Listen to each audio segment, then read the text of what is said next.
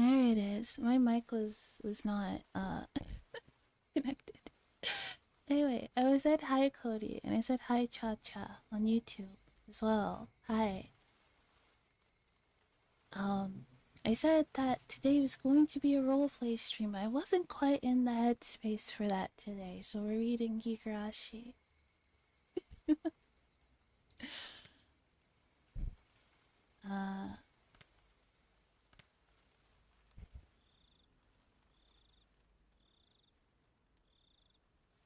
Okay, everything should be okay now.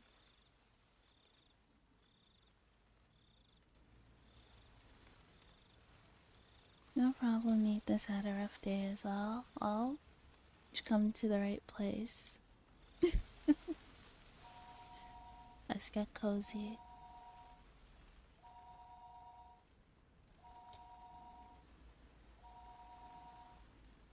The phone suddenly rang. I woke up in a hurry. Thank you. The clock read 9 p.m. Damn it. I slept past the time I was supposed to report in. I picked up the receiver. Akasaka-sama? You have a call from an outside line. Shall I connect you? It's from a co-worker called Kano-sama. I knew it. I didn't call in, so they phoned me. Sorry, please put them through. Understood. I'll connect you, so please hang up the receiver for the time being. After I had put down the receiver for a few seconds, the phone began to ring again.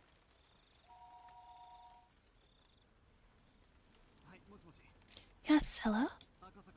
This is Akasaka. Akasaka-kun. This is Kao. Yes, hi, hello. Oh, Matthew, thank you for following. Thanks for becoming a pack rabbit. Welcome in. You didn't call in for your regular report, so we called in instead. What's your situation? Leaving the lecture for later, my senior co-worker got straight to the point. Today I went to the village proper. Under the guise of a tourist, I managed to establish contact with the mayor and several other core members of the Guardians. I wasn't able to ask them anything, but left a good... I wasn't able to ask them anything, but I left a good impression and I was able to make a bridge for my investigation from tomorrow onwards. I see. Looks like things are going smoothly. Akasaka-kun, you seem rather naive sometimes, but that might have worked in your favor. I guess you've made some good progress from now? I don't have the experience to make a comparison, so I don't know if that's good or not. But I think things went well for today, though. Did you find anything from the prefectural or local offices? Does it look as though the Onigafuji Guardians is unrelated to this incident? I still don't know.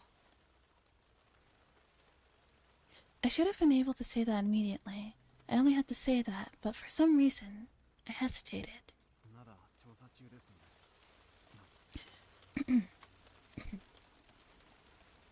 I'm still investigating, so I don't know what to say yet. I see. Could you let us know as soon as possible?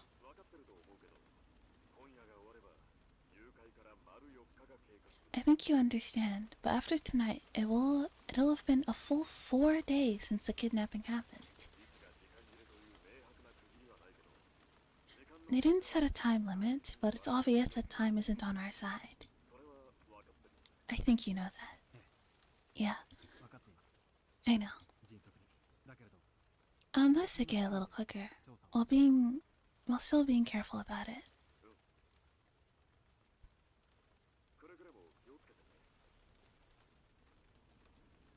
Be sure to look after yourself. You're dealing with a violent organization here. It might be dangerous to let your guard down. If you feel like you're in any danger, contact me immediately. In that case, I can get the local public safety officer prepared to help you. Thank you. I'll do my best. Anything else to report? I reported several bits of supplementary information, and at the very end, I decided to ask. How's the investigation going on your end? Bruh. I'm doing good today, Nadine. More or less, how are you? Hmm? Everyone's doing their best here, but we're not making much progress. After all, the number of organizations we're investigating is vast. So, if you find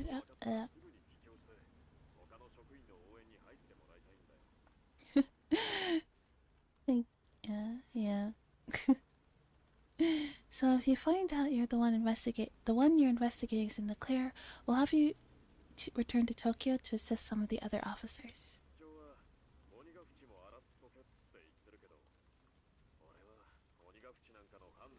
The chief is saying to dig up what you can on Onigafuchi, but I don't think a residential anti-dam protest group has any relation to the incident at hand. Gotta be unhinged occasionally, otherwise who the fuck am I? Honestly, would this be a Sweet Koala stream if there wasn't like a little bit of that, to be honest? What the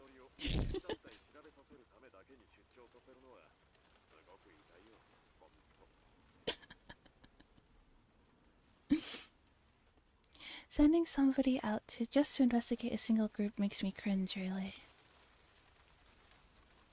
At this point, he was just complaining. He was telling me to stop taking time enjoying my trip, to finish up and hurry back. Oh, gee, Madden was something else. I'll try and resolve this as soon as I can. Thanks, I'm counting on you. Don't worry, Cody.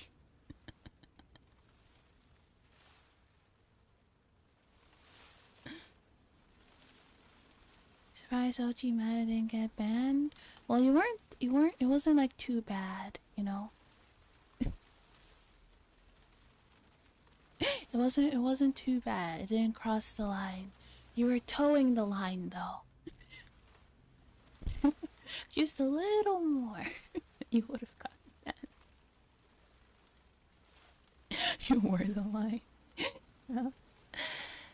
Thanks, I'm counting on you. Well then, if there's nothing else, I'm hanging up. Okay. That's all I have. As we were ending our call, he scolded me thoroughly for being late with my regular report. After that, I hung up the phone and sprawled out on the bed.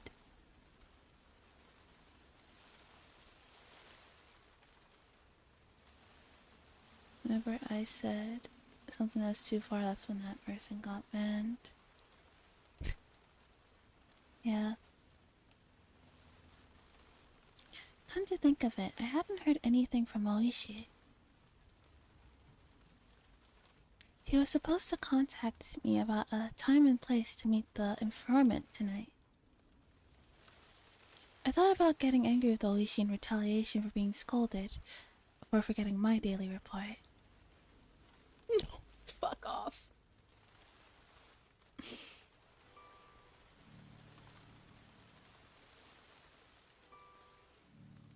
Fucking... Fuck off. Go away.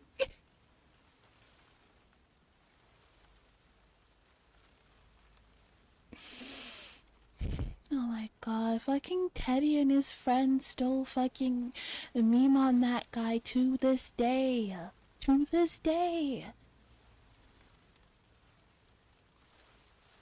To this day, they still meme on that. Oh my god, I'm never living that down. It's been like over a year. It's been almost 2 years. Fuck.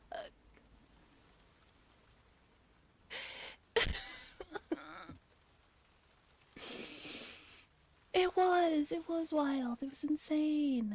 Jesus.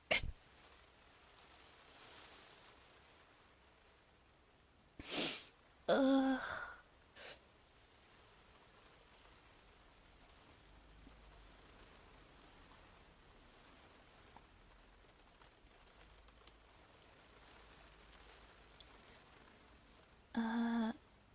Come to think of it, Oishi didn't really say anything other than that he was going to call tonight. Waiting for a phone call when you didn't know the time what time it was going to come was in itself rather difficult. Yeah. Yeah, you were there for that. That's crazy. It's fucking your lord.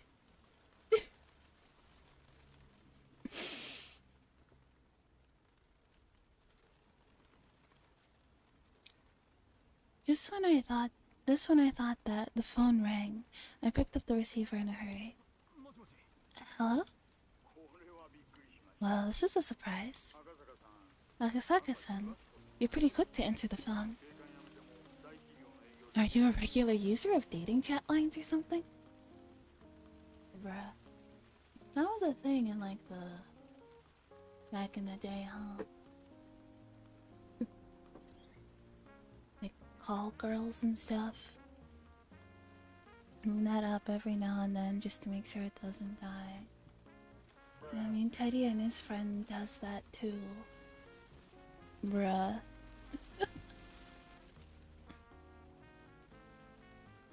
No, they're not. No, they're not. This just takes place in like not the 90s. Wait, they are still a thing? Oh. Huh. Why, we have OnlyFans.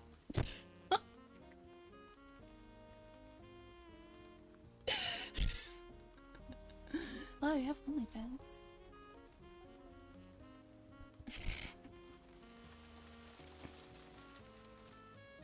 Do you think rocks would be tasty?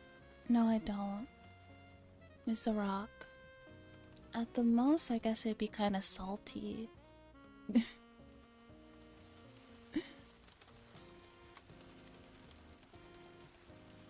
Yeah, oh, salt is a rock. You can't just eat salt, that's bad for you. You can't just eat salt.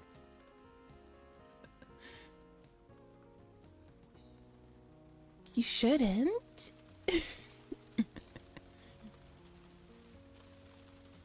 No one said how much. Oh. You shouldn't just eat salt. Wrong answer. Wrong answer is that that rocks are tasty. I don't know, I eat ice, so I have no leg to stand on in this conversation now, do I?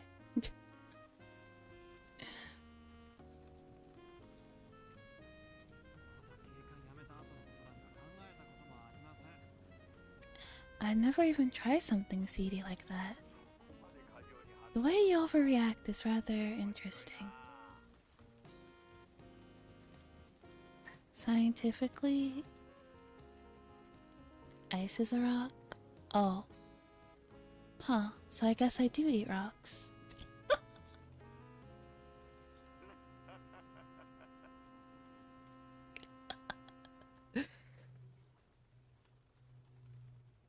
I wouldn't say they taste like anything. It's like, I don't know. Honestly, I think it might be like a stim or something. I just do it. If I had shaved ice, no. Wanna go to the Ayo? That's a flavorful rock. I'll pass. So could you please get to the point, Oishi-san? Really? Too bad. We'll leave that for next time. This is a wild conversation. Yeah, Oishi is kind of... What's a nice way to say that he's like a sleazeball? And kind of an asshole? Because that's what he is. Oh, the rock chase conversation. Yeah, that too. Really? Too bad. Well, I'll leave that for next time then. Well, I'll get to the point. Many of the executives in the Onigafuchi garden had a lot of sway in the neighborhood reason. Not enough brain power to do two things. Valid. Even in Okinomiya, there are a lot of people with relations in the village. That's why meeting in the Shichibone market district, far from Okinomiya, was a matter of course. Akasaka-san, over here. Did you get a little lost? You gotta go to bed? Good night, Madden. Thanks for stopping by. Sleep well. Coming from the north entrance might have been a little bit of a detour, but it was easier to give directions from here. No, I'm sorry for being late. Did you eat dinner already? Yeah, I already did. Well then, shall we go to a place where we can get a drink? Do you prefer Western alcohol? Or maybe sake? Or would you prefer to go to a place with or without women? Don't worry about it. I don't drink while I'm on the job. Hearing that, the man that Oishi had brought along bent backwards as he guffawed, clasping Oishi on the shoulder. See? Isn't he just adorable? In exchange, can you give him a bit extra? That money all came from this guy's wallet, you know. The man that Oishi had brought seemed almost like a ticket scalper or a bookie. Even his appearance was dubious. His appearance was so dubious they didn't even draw him. He's just that sus, they couldn't draw him.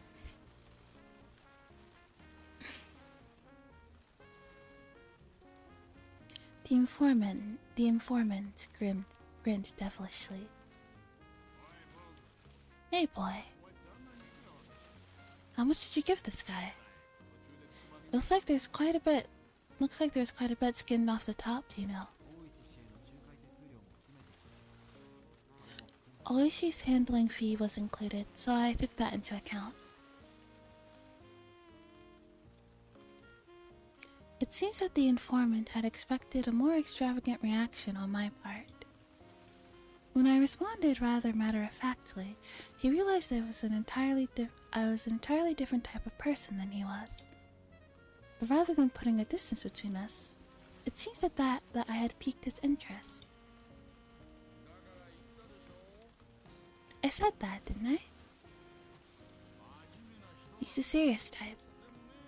But you see, Akasaka-san, people in a line of work like ours can really use their wealth of experience to their advantage.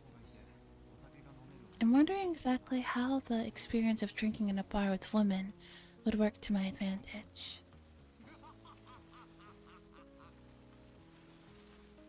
The informant, unable to contain himself, clenched at his stomach as he guffawed, heedless of people watching. Oh, Lottie. Akasaka-san, you really can judge people. That's what an education does for you. Oishi-san. You've been drinking somewhere, haven't you? Are you drunk? What's wrong with drinking when I'm off duty? Even if you're working, I'm not. Oishi, who was the sort that'd fool around to begin with, was in such a good mood, I couldn't figure out a way to deal with him. Completely different than me, who had come worried about getting every bit of information I could. Oishi-san. After taking so much money, you're supposed to get me information worth at least as much. I thought this, but then I realized I was getting my information from the informant, so it didn't matter how drunk Oishi was. It was nothing I could complain about, but I still felt slightly riled up.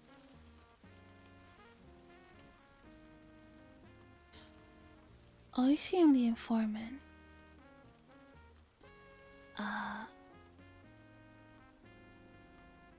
It was no doubt a fake name, but he introduced himself as Sato, led the way deeper and deeper into the back streets of the market district.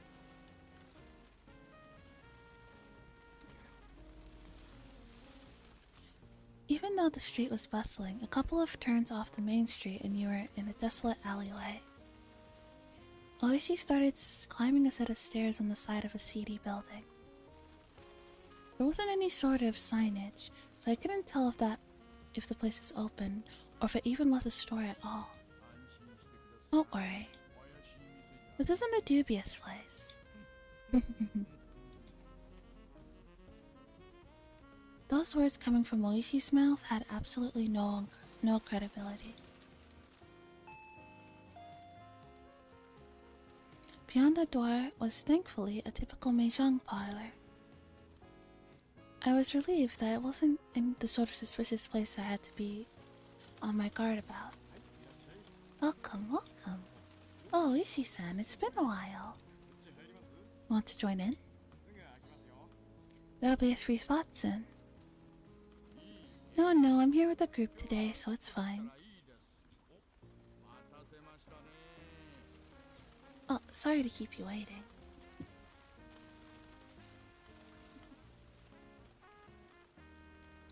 Sorry, I need to adjust my camera. There you go.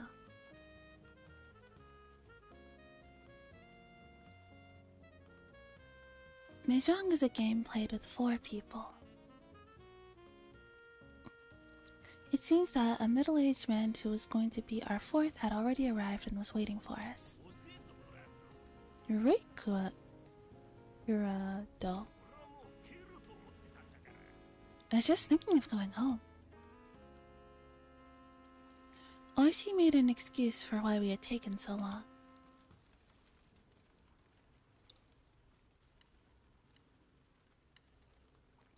Eventually realizing that I was a new face, the other man grew interested.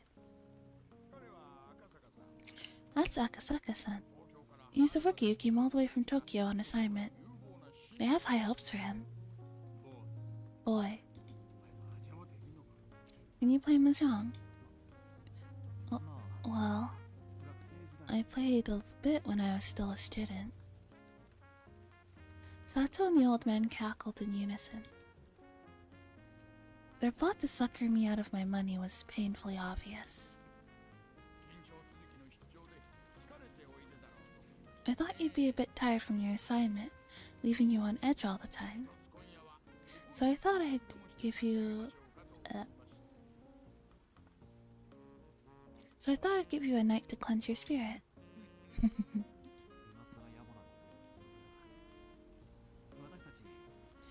I know asking this now might be stupid, but we're all police, aren't we?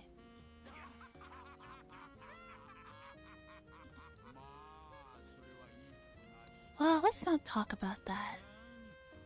Loosen up a bit. We won't actually gamble anything. We're just deciding who's going to pay for everyone to play at a nice place afterward. Oh, play. What kind of place would you be doing that?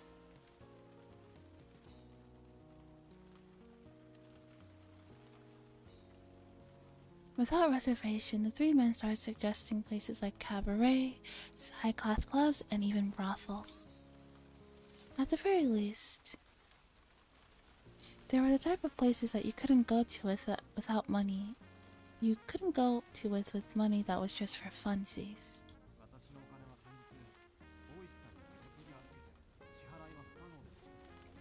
Oishi-san took all my money the other day, and I also have work to do, so I can't stay for long.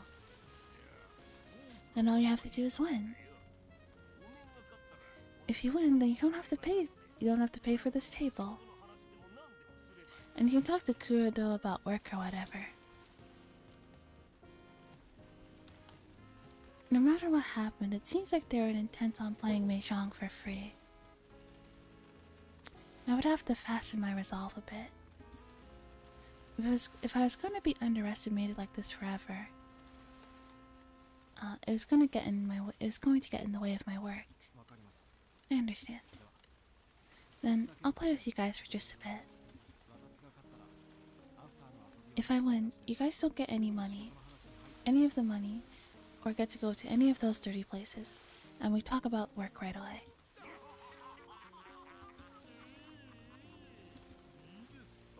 Yeah, bring it on.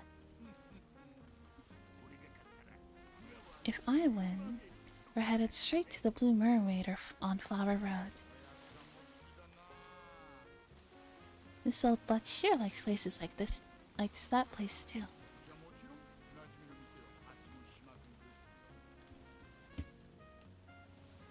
Yeah, interesting.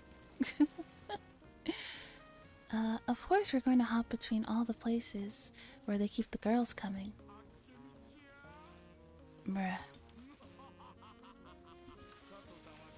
What about you, Sato-san? I prefer a place where we can drink quietly. A quiet place with a bunny girl? Ayo? Ayo? Oh no, I'm a bunny girl.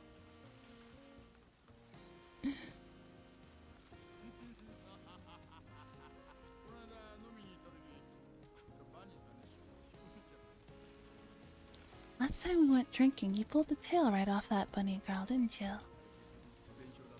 Didn't you end up having to pay for that?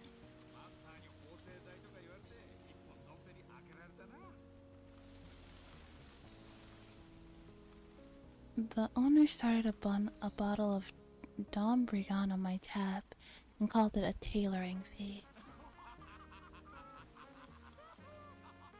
What a lively table this was. I could tell the other customers were glaring at us while we loudly continued our crude conversation. Speaking of which, the fact that they assumed that I was the same was a bit disheartening.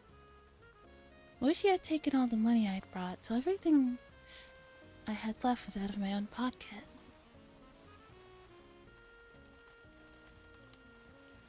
In addition, there wasn't that much left of that either. If I kept on hanging around him like this, through his goading, my wallet would disappear into the night. I had to somehow win and turn the conversation to my job.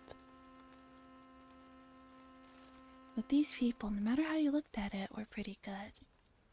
Sorry, Yuki.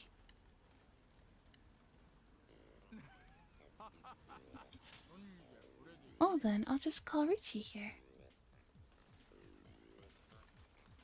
Well, the old man and Sato probably won't fall for this silly Richie. I wonder if Akasaka-chan will spill out what I need. At any rate, Kurita's hand's probably holding on to something like that, huh? Nice office. I mean, yeah. It does look kinda cozy, I guess. In a... I don't know, in a, sleazy sort of way. In that case, this one ought to go through. There. Oh. The old man's pretty good. Oh, thanks for that.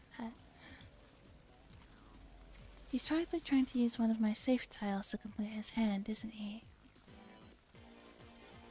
It seems that Akasaka-kun has at least learned the ropes when it comes to guarding against one's Richie. That will be his downfall. What's wrong, boy? Would you hurry up and discard? If you're not sure, anything that Kurito's already thrown away would be safe, no? Oh, Akasaka-kun's really fretting over this one. It was glaringly obvious that he had a safe tile to discard, but he didn't want to throw it away because it would move him further from completing his hand. They're so nice when they're young and innocent. Come on, hurry up and throw out the kicker. If he gave me the winning title, we'd be headed to an establishment where I could do all sorts of ayo. Ayo. If he gives the old man his tile, we're headed straight to a place with maids and bloomers. This will go through, right? He looked up as he hesitantly threw out a tile that was... too bad. Hey now, that's a dangerous tile, you know? Kurodo, what does that go through? Yeah, it will. Seems this time you were lucky. But as long as the round kept going, I would still win off the draw.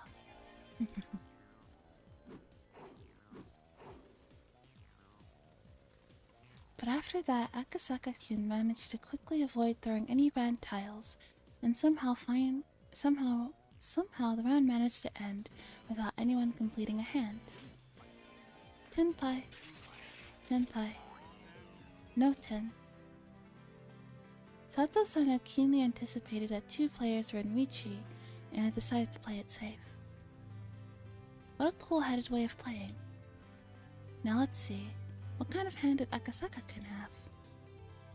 When the round ends with nobody winning in Mahjong, everybody in Tenpai has to show their hand.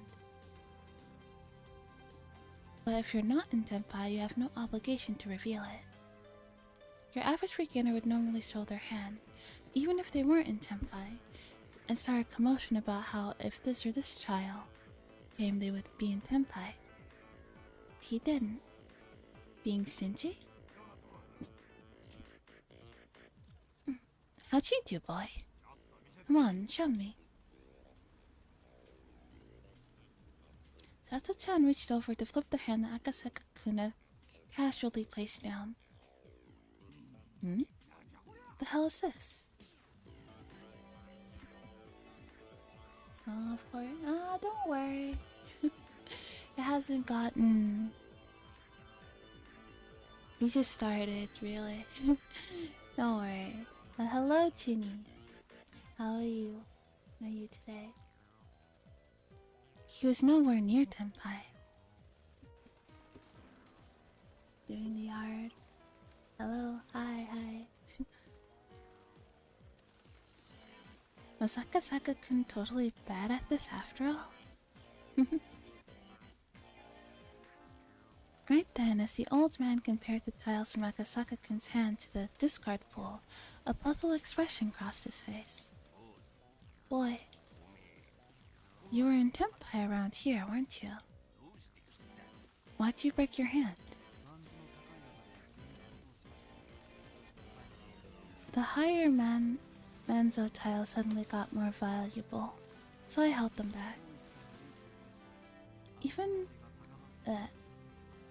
you're in a lurk, shower needing, covered in grass and dirt. Wanted to check if you were streaming already. Oh, have fun lurking. Even though the chance there were safe tiles had increased with respect to Oishi-chan's Reishis.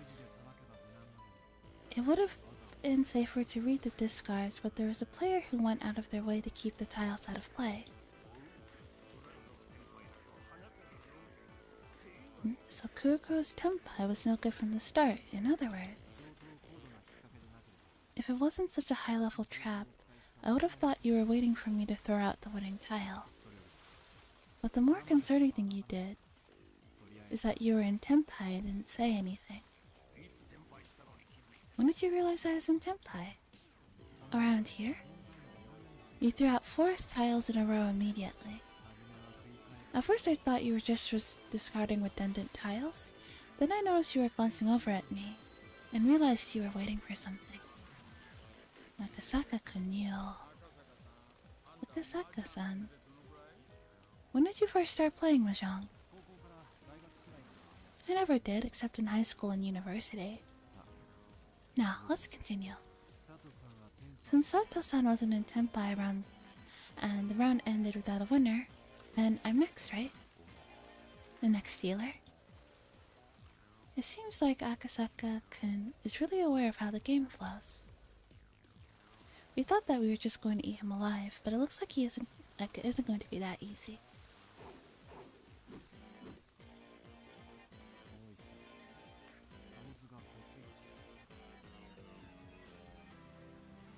He's kinda goofy looking, not gonna lie.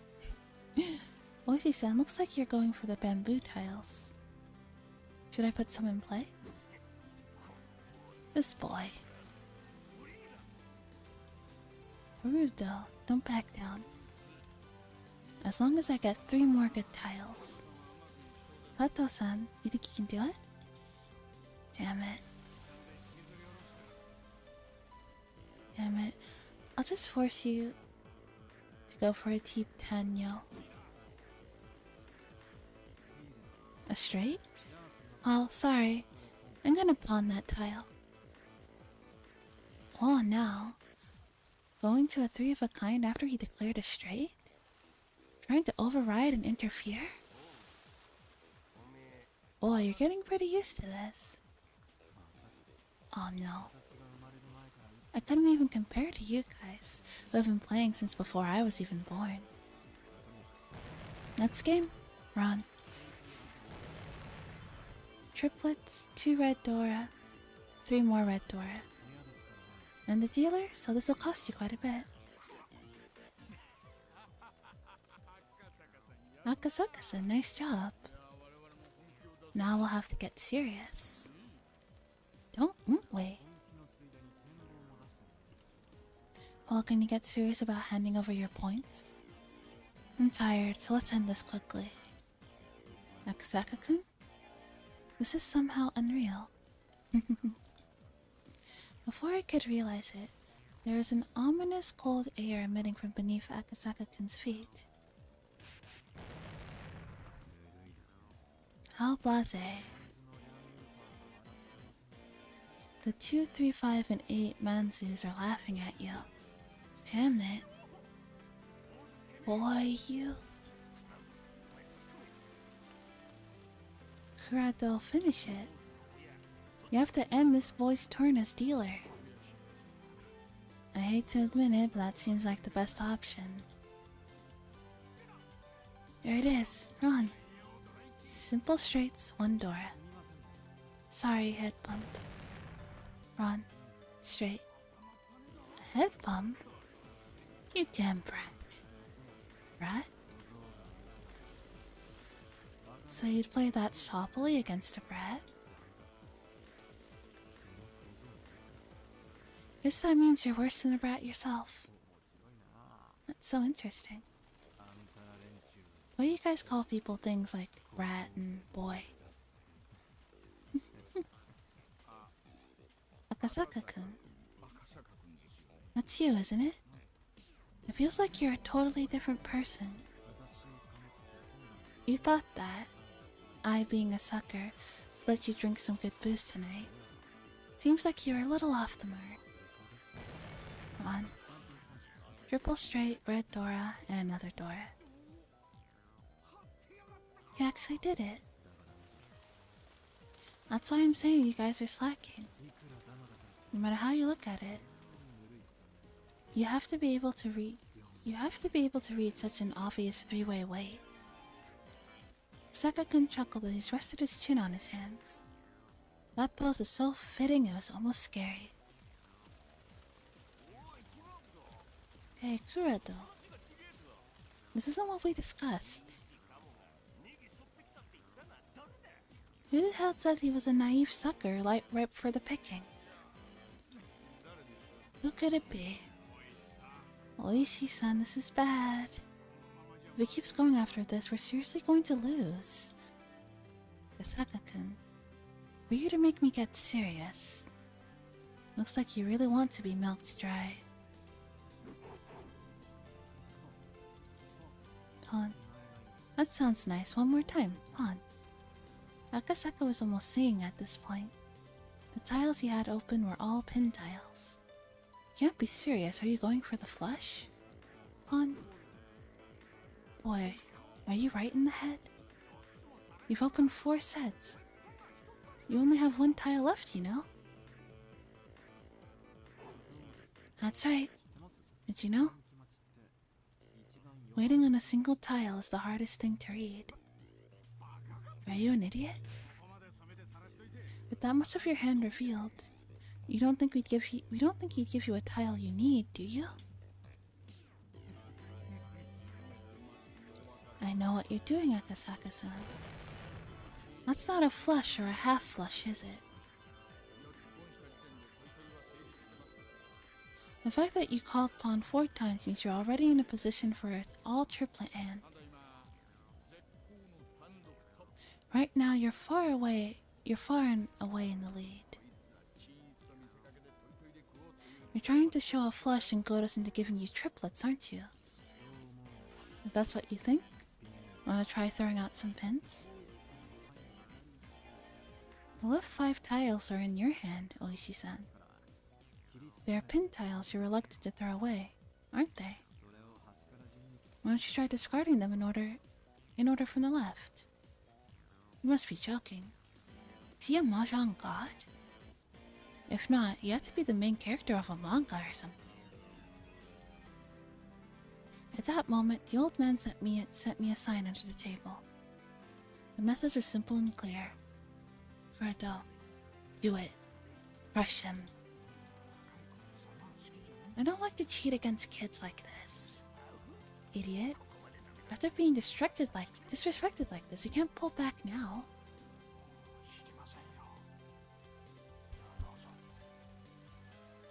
Well, I'm responsible for what happens, you know. Go ahead. Here we go, boy. We'll go open. I'm waiting for a 1, 4, or 7 of pins. Most likely, the tile that Akasaka-san was waiting for is one of those tiles. But this Akasaka-kun was no longer capable of winning the hand. When I drew from the wall, I switched out the tile that Akasaka would draw. The tile that I put in was the 1 pin. One of the tiles the old man was waiting on.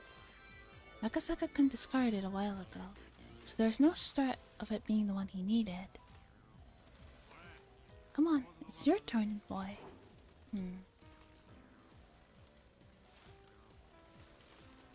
I knew he was troubled that the tile he drew was the 1 pin. Of course he couldn't discard it. Boy, you must be aware that if you discard into an open Michi, it's worth the limit, you know? You don't have to tell me that. The tile that came from Akasaka-kun's hand was an honor tile. Ugh, ain't that something? There's only 1 north wind tile left, isn't there? Were you counting? You were counting on a really rough wait, weren't you? But with this, Akasaka-kun's fate was decided. Brat. You're lucky you're safe. But your hand only has a single tile. You think you'll be able to run away the rest of this round?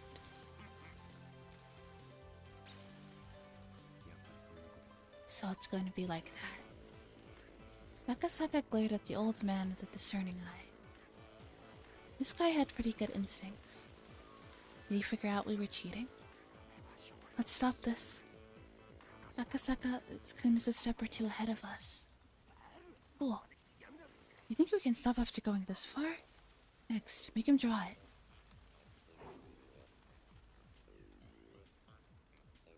The next tile Akasaka-kun would draw was the 7 pin. With that, it would be settled.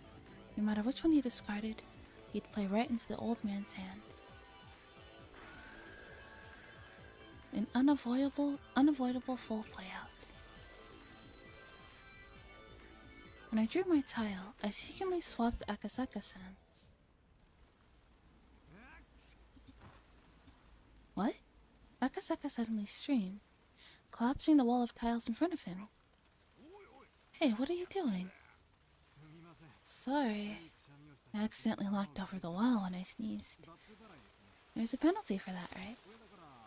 And the dealer, so 4,000 to everybody? Or should I pay the deposit? Unable to hold back, I guffawed. Akasaka-kun, knowing he was going to be cornered a second time and unable to escape, took the drastic measure of knocking over his own wall. You're a good boy. Way to get away from a full payout like that.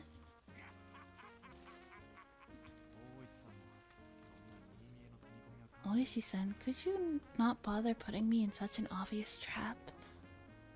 If we were at Bada, this would have been a point where I flipped a table. I underestimated you. For some reason, you're really good, aren't you? Answer me honestly. You got a whole lot of experience when you were younger, didn't you?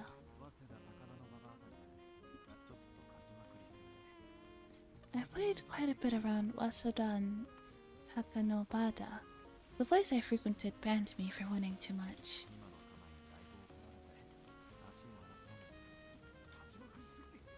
Raised the stakes too high? So how much were you playing for it at that time? Depends on who I was playing with. But I had an almost perfect record playing in Kabukicho. Especially when I played against a certain crowd, my life was on the line. 20 times? What kind of stakes were those? Do you have a Yakuza at your table? Or pro baseball players? What's this? Kureto, you buffoon. Where'd you pull this guy from? He's practically a professional. I give up. Jeez. Boy, it's your win. I surrender. Thank you very much. It was an honor. Oh my. Akasaka-san, your personality really changes when you play. Why do you even have a day job? You'd have no problem living as a freelancer. To be a pro mahjong player, you need both talent and luck. And I don't have anything like that supporting me. Luck is luck. With somebody of your skill, I think you'd be able to make it pretty far. Normal luck doesn't cut it. Calling a can and 1 time out of 3 you aim to win with the draw of an extra draw with 4 Dora? That kind of luck. Akasaka-kun, if you judge something like that, you're already bordering on the supernatural. No, there's plenty of people who can do that without cheating or superpowers. There was a person I met in Shinjuku who would get doors every time you blinked. He was as strong as a demon. There's a pro I played in Yokohama. He could draw the tile he needed immediately after calling Reichi, like it was an everyday thing. I don't have that kind of luck. What type of folks were those? They weren't named Ryu or Satoshi by any chance. Well then, is it alright if I'm declared the overall winner then? Yeah. We totally lost. I lost. It's been a while since I lost this big. Still, when you were playing, boy, you were pretty into it. It was kinda scary. I hear that a lot. I don't mean to change gears like that, though. Did I really look that scary? Yep. The 3 of us nodded emphatically in agreement. So that was Akasaka-kun, the mahjong prodigy. Before he goes home from his assignment, maybe I should have him go play at a high-stakes table in my place. But it's not good to get greedy. Well then, nothing for it. It was a promise. We'll break up our little late-night study group right now. Sorry about this, old man. That's it for tonight. Nothing you could do. I'm going home to sleep. My body won't last like this.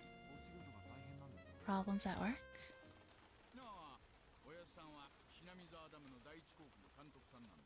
Oh? Oh, he's the foreman of the primary construction site at the Hinamizawa Dam. He's butting heads with the residents every day. It's a rough business. Around next year, I might be in charge of the second site as well. I heard that Kuroda-san was pissing blood. He won't hold out much longer. You'll be alright, old man. Your skull is thicker than it looks. I'm not exactly a saint, you know. There are times that just make my blood boil.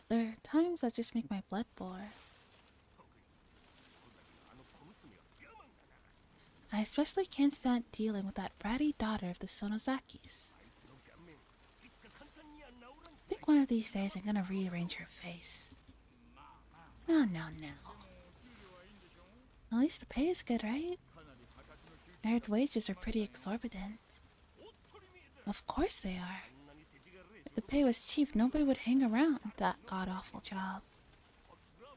Hey, Kurito, exactly when are the police gonna tell all the villagers to shove off? There'll be a notice of evacuation from the government, right? Maybe? I wonder what'll happen. The old man who identified himself as the foreman of the Hinamizawa Dam viewed a few complaints until he felt better about it, then left quickly. Well then, let's go. I'll leave the rest to Sato-san. Oishi-san, are you going home?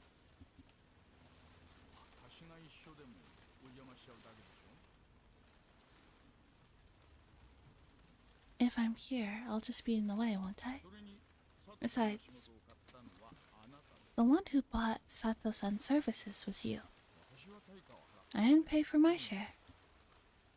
Oishi-san was kinda sketchy, but he was strangely conscientious about some things.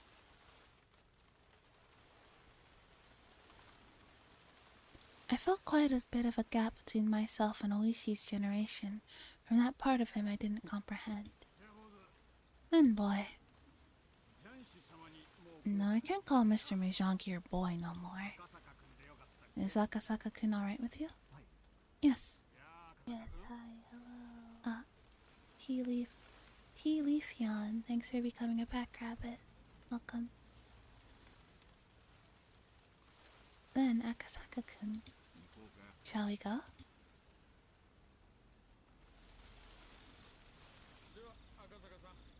Oh, then Akasaka-san. Later. If you're having any trouble, you can count on me anytime. Thanks for that, pet.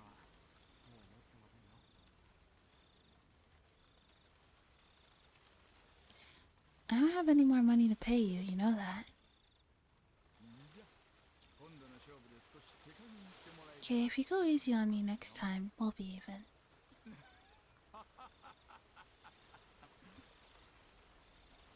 Oishi seemingly not having his fill of playing around, but without overstaying his welcome, disappeared into the night.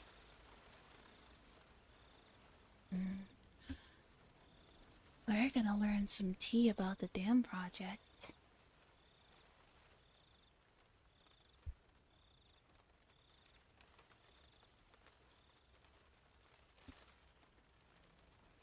The informant, named Sato-chan, had me get into his car before he set off. He favored nearer roads and they— Oh! A gaming sprinkle, thank you for becoming a pack rabbit, welcome. He favored narrow roads and made numerous of short left turns. Checking if we're being followed? Yes, hi, hello. Oh! Ron, thank you for becoming a pack rabbit. Welcome. Yeah, you know a lot about this. It's a good story. Yeah, it is. Really happy to experience it with everyone. Yes. Checking to see if you were being tailed by making left turns was a rather classic technique. If it was just a single pursuer, finished. I'll get cozy, Chinny. Checking to see if you were being tailed by making left turns was a rather classic technique. If it was just a single pursuer, you could confirm it right away.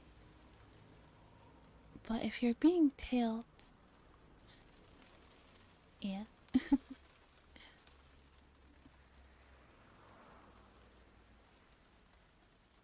So the plan is to do 80 every week till we get the ASMR mic? Really?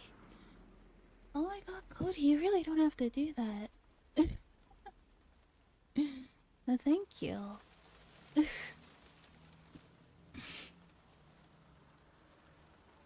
if you're being tailed as a team, this archaic method wouldn't let you shake them. Of course, doing it anyway was better than not.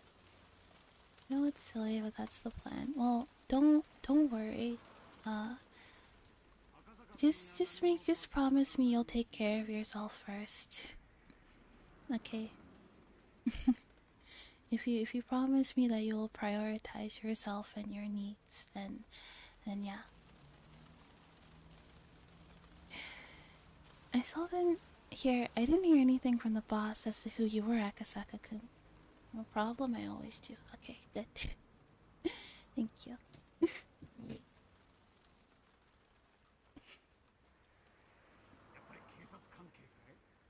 Related to the police? If you're familiar with checking for being tailed, then the only possibility I can think of is something like a private detective.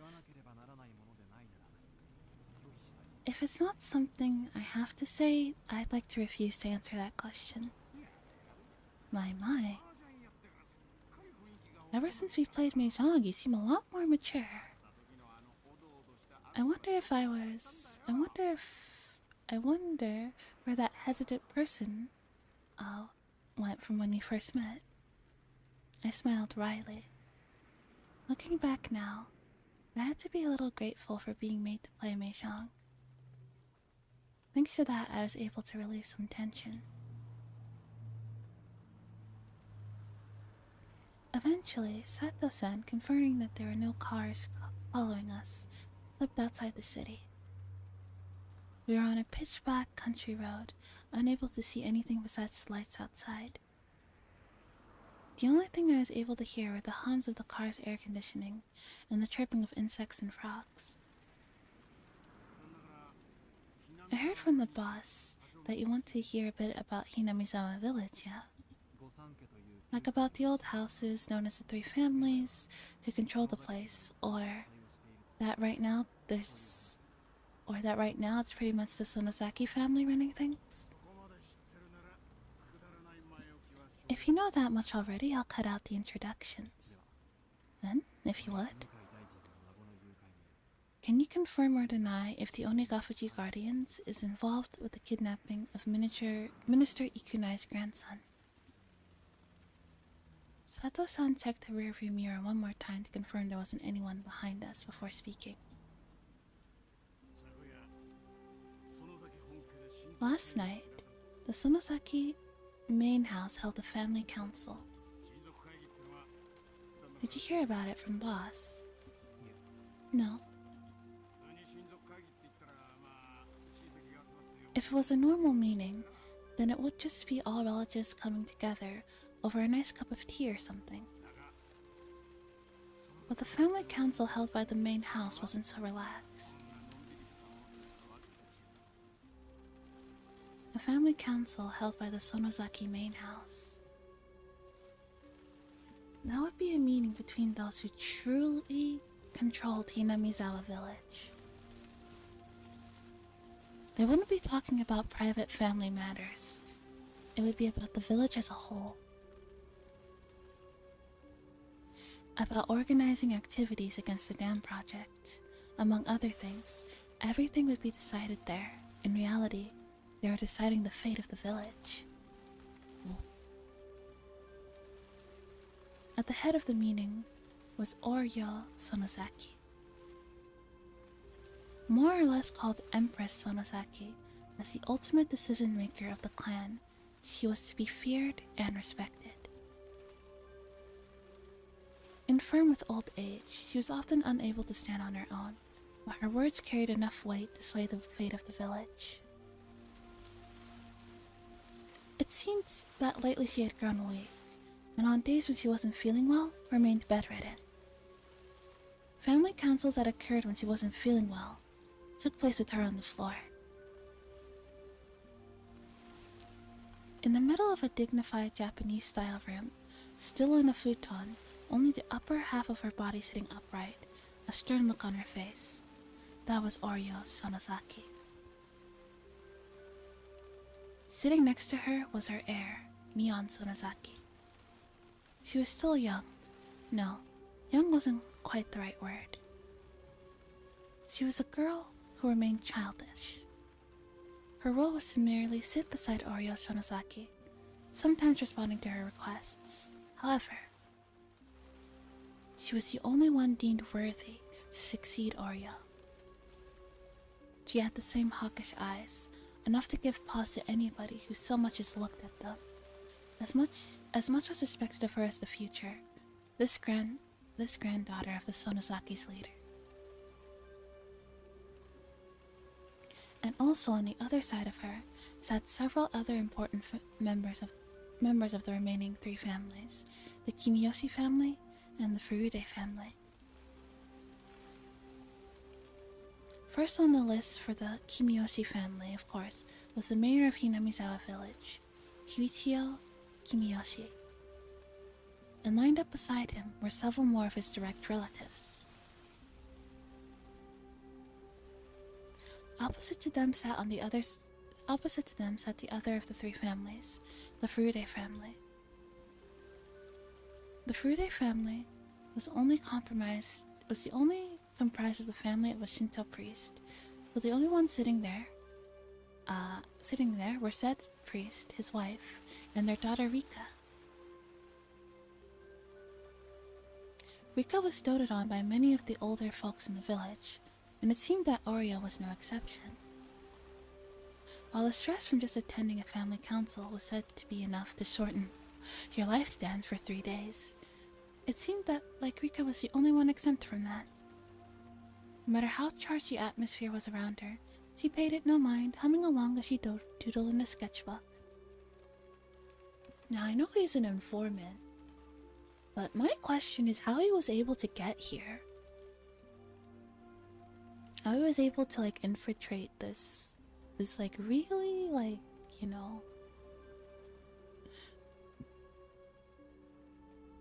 shortening your lifespan by 3 days isn't much, to be honest. I mean, that assumes how often do these meetings happen?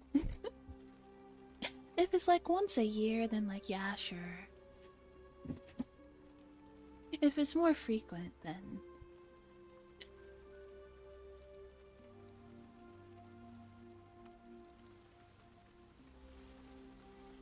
in fact, the night before, laying on her stomach while humming and doodling, she nonchalantly tucked her legs into Oryo's futon like it was a kotatsu.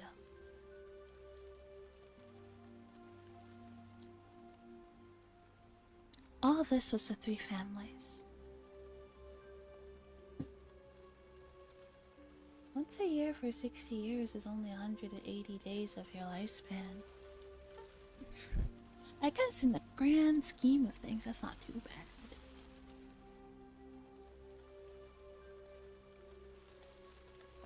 And all around the room, lined row upon row, were relatives of the Sonozaki family. The only ones who were afforded cushions to seat were direct relatives. I see. So if you marry into the Sonozaki family, you don't get to sit on a cushion. You sit on the hard floor. That feels like this feels like they're throwing shade. You're not really a Sonosaki, you just married into it.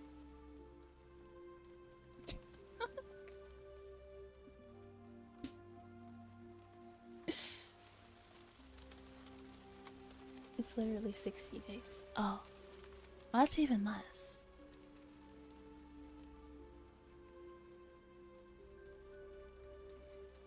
The others were left to sit in the Seiza position directly on the tatami mats.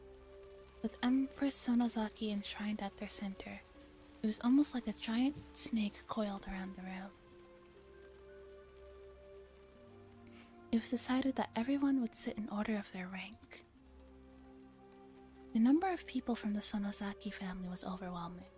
Oh yes, something that you guys might not know from like the other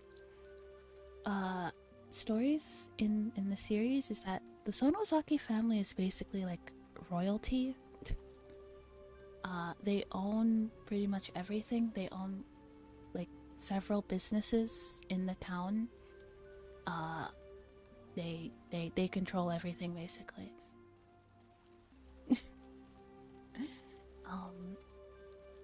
Which is a little scary. Japanese royal family thing, or just kind of stupid rich? More like stupid rich, yeah. They're like considered royalty in like this community, but they're not like actual royalty. They're just like very rich, very powerful. I believe they also have ties to like the Yakuza as well, so.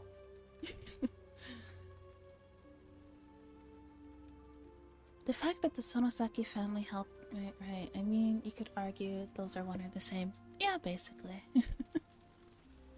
The fact that the Sonosaki family held so many seats at the meeting, where everything pertaining to the village was decided, made determining where the balance of powers was held in the three families as clear as day. The number of members in attendance from each of the families directly reflected how much influence they had in ruling Hinamizawa. What was talked about at that meeting? Sato-san, after remaining quiet for a while, quietly began to speak.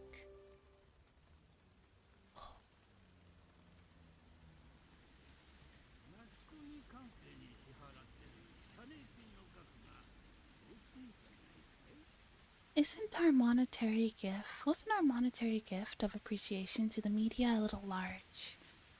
Breaking the long moment of silence was the head of the Kimiyoshi family, Yuichiro Kimiyoshi. The Onigafuji Guardians wasn't a business. They are nothing more than a private organization pushing for the cancellation of the Hinamizawa Dam project, with no reliable source of income. Fundraising had always been a problem. When they first started operating, they had managed to collect a sizable amount of funds through donations, but as the conflict dragged on, the amount was steadily declining. This isn't an era where you get what you want just by throwing rocks. It's very important you don't underestimate the power of the media, and we want to borrow some of that down the road. The expressions of the people who led the Sonosaki family were sullen. As the one who suggested that they should borrow that power was the family head, Oryo.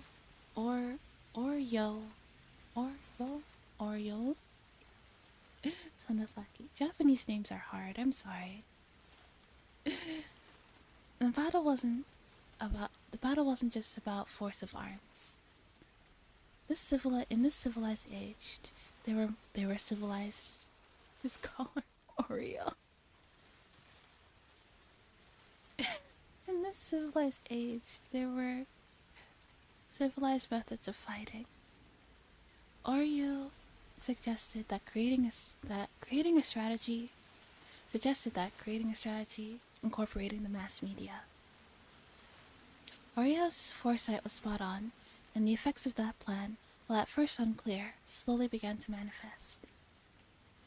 If the physical if the physical confrontation at the construction site was meant to delay progress on the dam by even one day, then the propaganda war using the media was aimed at attacking the dam project itself. At first, there were those who had doubts about that strategy, but there was nobody who called those results into question. But in order to maintain those media ties, a colossal amount of money was required. As long as the amount of funds they had was abundant, things would turn out fine. It couldn't be argued it was a massive expense, but the results spoke for themselves. But with the conflict continuing to drag on, the circumstances had changed. The head of the Sonosaki family, no, the one who sat at the pinnacle of Hinamizawa's three families, Oryu, I think. Oryo, I think. Hi, hello, Valid. Welcome.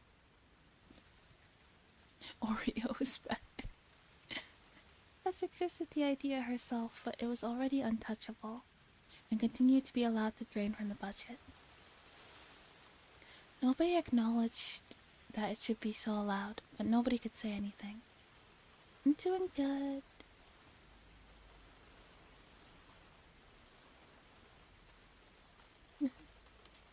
How are you this fine evening?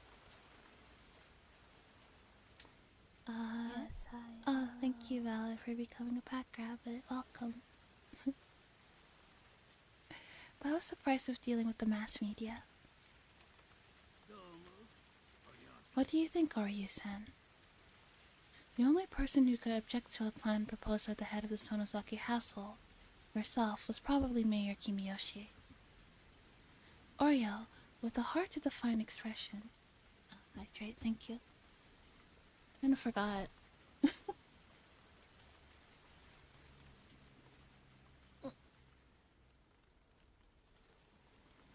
Thanks for that.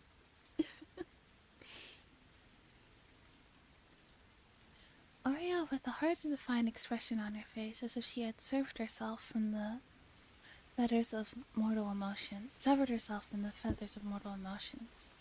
simply listened quietly to Kimiyoshi's words. 1,000 short for Sundari. Have I taken my iron medication today? No. I haven't eaten today yet. Wait, no, I did eat. That's a lie. I did eat. I had a Pokeball today. I did not, however, take my iron medication. I forgot. What did I eat? Yeah, I did eat. My mom told me that I could order like some food, so I ordered a poke bowl and some bubble tea, and I ate that. It completely slipped my mind to take my iron medications. That's my bad. I do too. Yeah, you're my favorite. Yes, hi, hello. Dog, thank you for becoming a pack rabbit. You are no longer a dog, you are now a rabbit. I was really hard. Teddy, I summon you to bully Ko again for not taking your medication. I will, before I go to stream, when I end stream, I will make sure to eat something and take my iron medication. Yes. Sorry. Whoopsies. But really, it was hard to tell if she was quietly listening or didn't even have the intention of listening at all. Last year, we went to the trouble of letting people wrap their heads around the price hike on the bulletins we were putting out. We convinced them it was just one time. It just wouldn't do if we had another one this year. Right, Furude-san? The mayor looked to the priest and his wife from the Furude family for affirmation. The priest gave a vague expression, avoiding a prompt response. His wife gave her answer without a second thought. That's right. The cost of the bulletins were particularly a harsh burden for the poorer families. Everybody is dealing with it for the sake of the village, but it's best we don't increase the prices anymore. The bulletin was, as its name implied, a bulletin published by the Onikafuji Guardian. It outlined the Alliance's activities, ideals, and resolved, but you couldn't deny the contents were rather piecemeal. The bulletin's main goal wasn't to inform people, but rather was something to sell to businesses and people living in the village or connected to it, using those sales to collect funds. In other words, it became something of a tax. Of course, it didn't have to be said that this was one of the main sources of income for the Onikafuji Guardians. A fish cracker. That's crazy. Originally, purchase was supposed to be voluntary, but in Hinamizawa, it had silently become the opposite. It's strange. I mean, it is a fish cracker. A fish cracker is technically a fish. In the neighboring towns as well, it seemed that many businesses were buying copies just to avoid butting heads with the Alliance. The priest whispered to his wife not to say anything unnecessary, but was struck down decidedly with a cold glare. Yeah, I like crackers too. Cowering from that glare, the priest shut his mouth. The priest's wife always held the power in their relationship. This was because she was the one who carried the Furude bloodline. Oh. The priest merely married into the family. He was nothing more than somebody who adopted the name just to join the three families.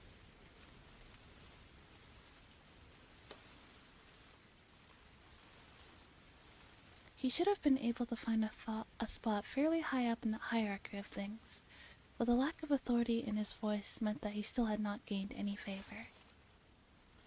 Casting a backwards glance at her desperate parents, Rika continued to doodle whimsically without paying them any mind. Signaled by a look from Oreo, Mion brought her ear closer to her grandmother. There, something was said to her in a quiet voice. After responding with a couple of questions, with a nod from Oreo, Mion looked around the room and conveyed her grandmother's words.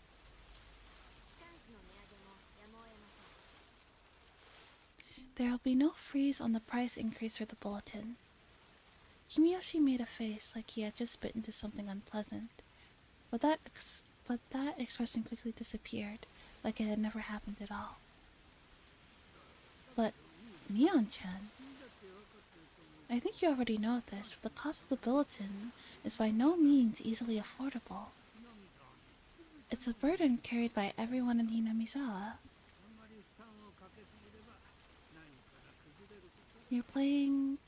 We're currently reading Higurashi. It is a mysterious visual novel about the sinister happenings that happen in a small town. If you make people carry too much of that burden, it's possible we'll collapse from the inside. Yeah, I like mysteries too. And who on the inside would start that collapse? Who? I didn't mean it like that. I'm asking who would be the first to buckle. Being cross-examined by a girl who still had fragments of childishness remaining within her, the words stuck in Kimiyoshi's throat as he sank into silence.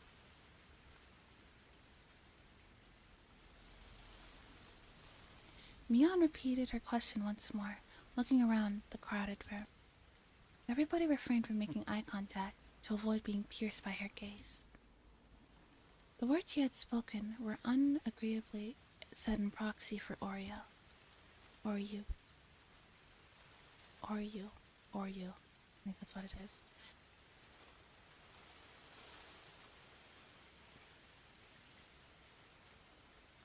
Oreo. It's not Oreo. That's why when Mion spoke them, they carried the same weight. But the look in her eyes was different. Like Oreo's, they had a hawk's gaze strong enough that anybody looking upon them would freeze in their tracks and yield. Hello, Prisma Fire. Oreo. Fine, Oreo. I hope you sleep well. Yeah.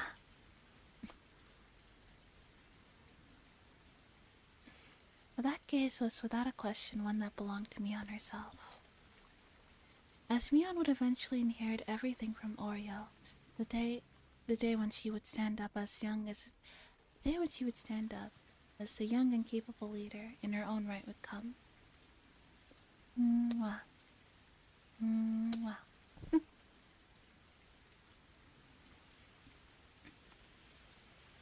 Nobody wanted to believe otherwise for even a minute. Yeah, too. I felt generous. That's why nobody even thought of Mion as just some sort of little kid. Kimiyoshi-san. Nobody would use their resolve over something like a price hike in the bulletin. Kimiyoshi, while grumbling a little bit, made a gesture as if to say he had no objection. The expenses related to the mass media will continue. If those expenses become too much, we'll have no choice but to continue the price hikes. Mion had rendered her judgment. Everybody lowered their heads, silently listening to her words. In the name of Mion Sonosaki, as acting head of the Sonosaki family, I hereby declare that this shall all be effective immediately. There shall be no objections, and any opposition shall be removed by force. The formal decree was read out loud, indicating her judgment. There would be no betrayal, but there was a certain authority behind those words that even a courthouse couldn't compare to. If she was a judge, she would have banged her gavel, signaling the matter was settled. Mion pulled out a large bell from inside her clothes and rang it. Everybody present could only prostrate themselves before the harsh sound of the bell. Well, that's a rather old-fashioned family council, isn't it? A young guy like you would probably find it hard to believe. In an antiqued place like this, these types of things have firm roots.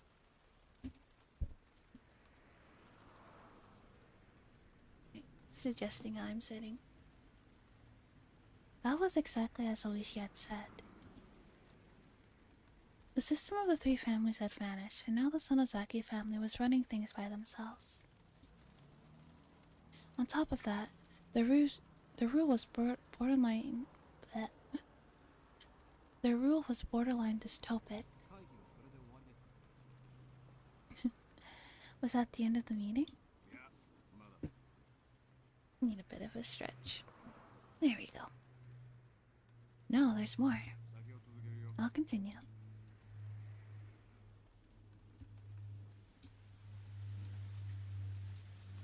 Eventually, after the ringing of the bell ceased, there was a deafening silence.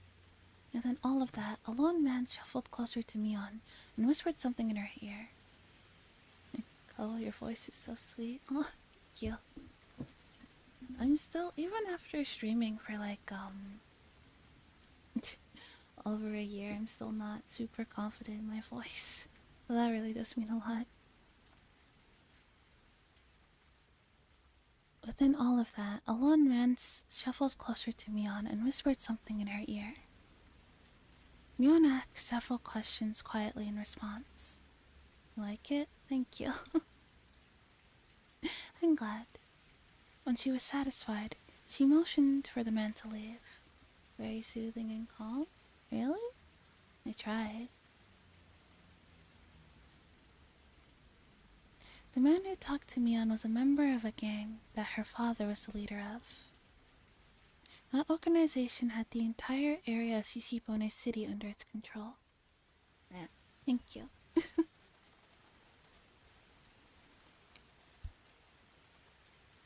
So it was quite well known even here. Of course, this was talking about the criminal underworld, so it's not just like anybody would know. With some confidence, you're doing amazing? Really? I'm doing my best. But just showing a patch with the gang symbol on it was enough to resolve any disputes in the neighborhood.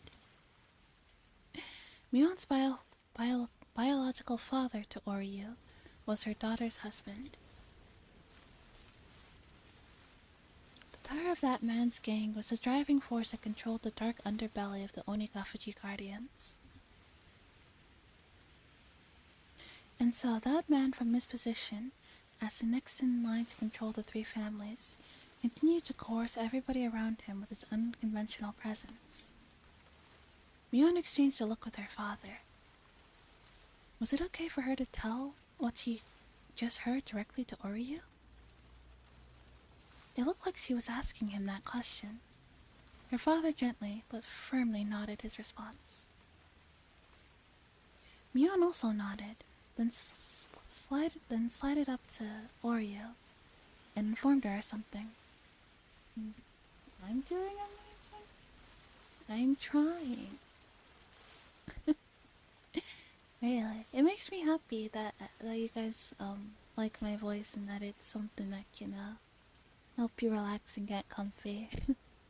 Because that was my biggest goal that I had when I started doing this. So it makes me feel like I'm doing something right.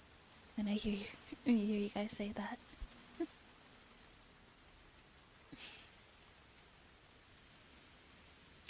Eventually, Mion finished conveying her message, separated herself from Oryu, and fixed her posture, waiting for Oryu to signal her response. Very soft-spoken. Yeah, I get that a lot. It wasn't often that Oryu showed any emotion.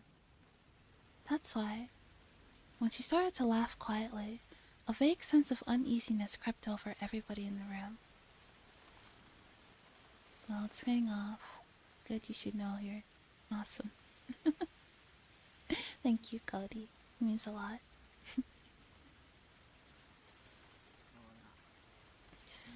That's quite the conundrum, isn't it? Arya was laughing so happily that Kimiyoshi had to hesitantly ask, "What is it, Aryu-san?"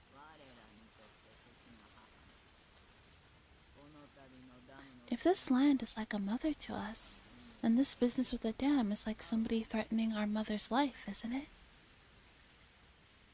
Kimiyoshi, unable to comprehend the meaning of her words. When I started watching, I really thought you knew what you were doing. Really? Thank you. Makes me happy. And comprehend the meaning of her words, looked confused. Arya, with a wide grin on her face, turned towards everybody and addressed them in a clarion voice. Thanks for the headset.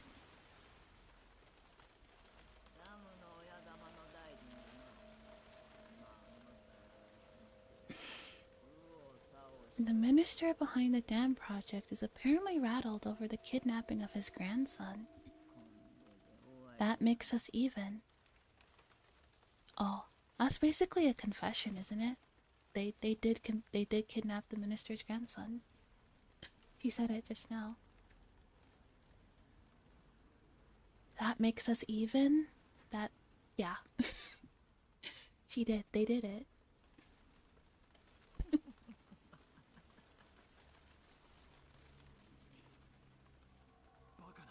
That's absurd.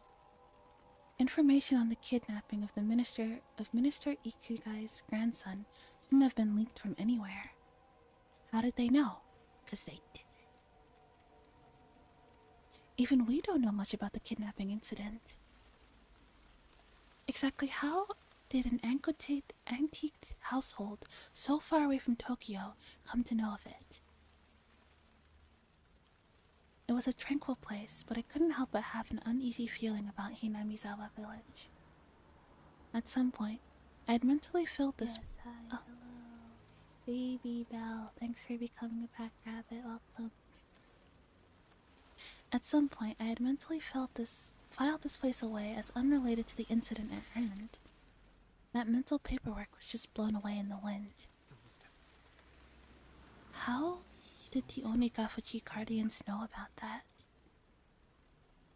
Sato-san, unable to come up with an answer, fell into silence. I'm sorry. Please continue. Sure. Boy. The Minister of Construction's grandson was kidnapped? Oreo-san, is that true? That major of an incident was nowhere to be seen on the newspapers or on TV. But Hinamizawa, there was nothing strange about Oreo knowing something that the rest of the world didn't. Our pain is the pain of losing a mother. I don't think it completely makes up for it, but the pain of losing a grandchild. Voice is perfect with the novel. Yeah? Thanks. I'll have to bear with that for a bit. Don't you think? The last question wasn't addressed to anybody in particular. It was as if she was looking for a census. Well, still, land and a human child are different things. I don't mind hiding him here, but I want no harm to befall him. My favorite crack dream streamer. Hey, I do. Wait, no, I did stream casual. I do 2 schedule 1 streams, and that makes me a cracked streamer. I did stream. Now that I think about it, my birthday stream was literally just me playing schedule 1 with Teddy, wasn't it?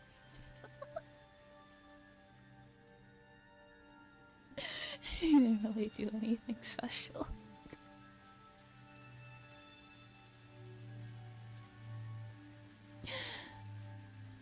The child isn't to blame. Make sure to keep that in mind. We're celebrating a new business venture.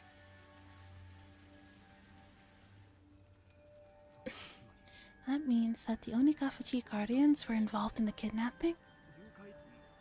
I can't say for certain. Why? Even though their leader, Oreo, was clearly giving orders on the treatment of the kidnapped child?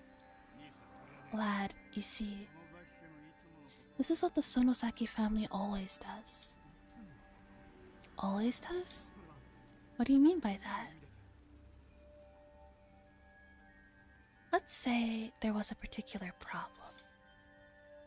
One that wasn't exactly favorable for the Sonosaki family.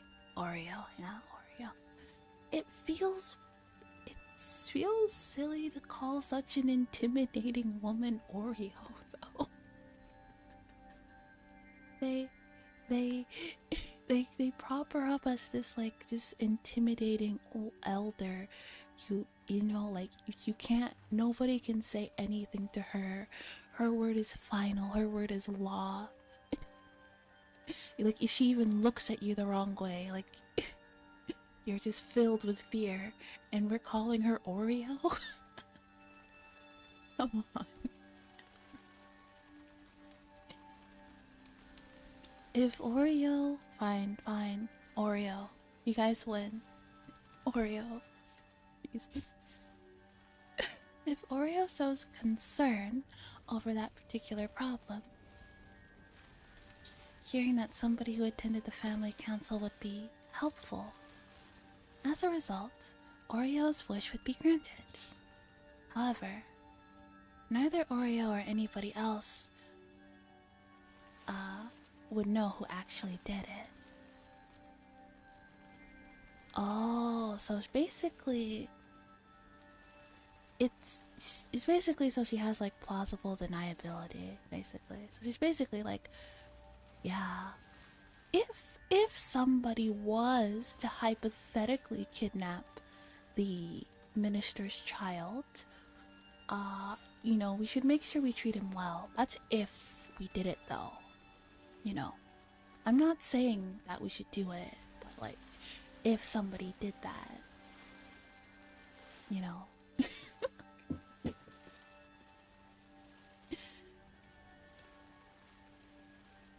With this kind of clever ploy, the Sonosaki family was able to manipulate events even though they had their hands laid out on the table. Then that means somebody who was in the family council was the culprit?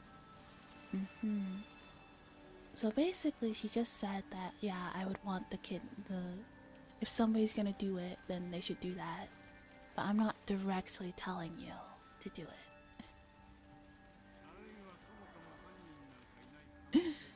Or there's a possibility that there was never a culprit in the first place.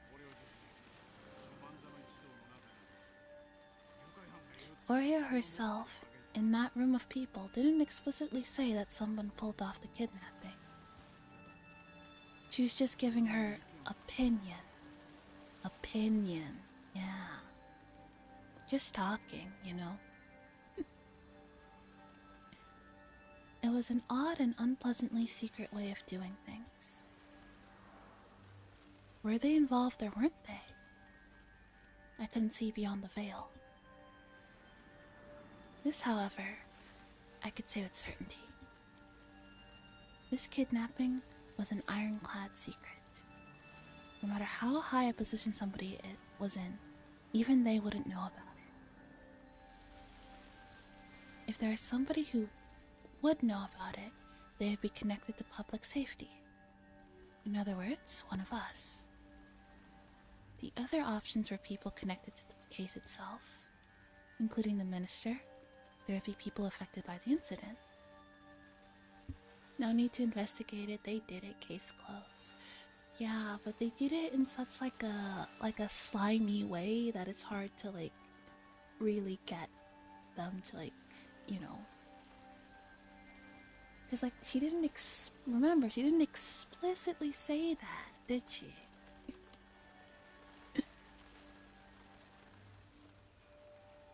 Including the minister, there would be people affected by the incident or the people that committed it.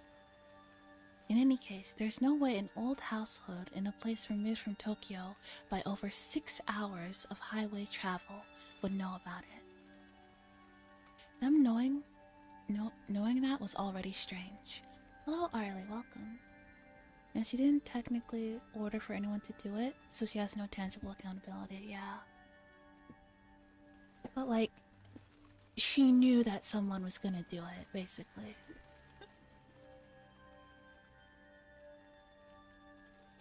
Yeah, I'm doing good. We're doing a little ASMR stream. My suspicions began to accumulate, like falling snow. That's as much as Oreo said in regards to the kidnapping. Hopefully, what you wanted to find out was in there. After this, it's up to you. I don't know what kind of work you're doing, but if you're going up against the Sonosaki family, you'd best prepare yourself. It'd be hard to convict her in court based on that, yeah. Oishi might be fearless, but even he's been attacked 2 or 3 times. He hasn't been wearing it lately, but at one point he was wearing a stab-proof vest while off duty. Oh, thanks for the warning. I'll be careful. Should probably get us one of those vests, then. You speak pretty well. Are you from Tokyo by any chance? Huh? What's your point? Investigators were always close to danger. It was best not to divulge any information on myself. Your job. Could you possibly be somebody from the Metropolitan Public Safety Division?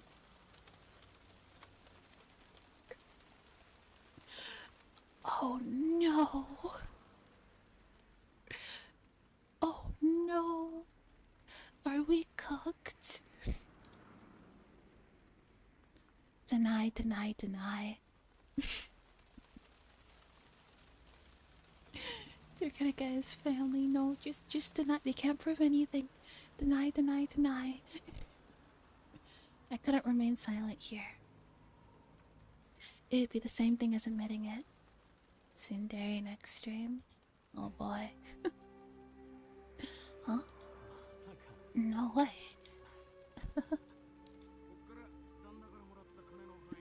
This wasn't accounted for in the money I got from the boss. But as somebody who played at the same table today, Tsundere with the clown, I'll give you this one as a freebie. After Oreo talked about the kidnapping, there was one other topic that came up. Another topic that Oreo brought up. Right before he said that, right before he told me this, Sato-san asked if I was from the Metropolitan Public Safety Division. Milk? What about milk?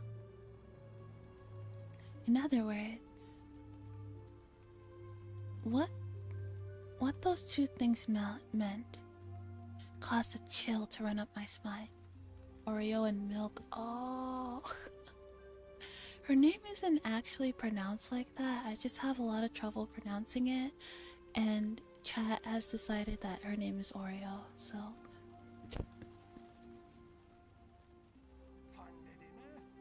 You see, in order to investigate the kidnapping, Yon is now milk.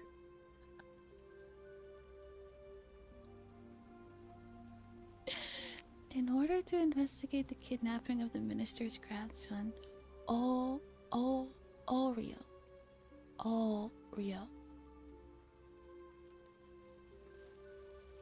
Yeah, I'm sorry.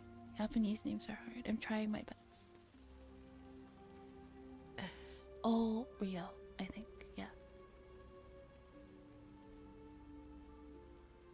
Nah, Oreo is best. God damn it.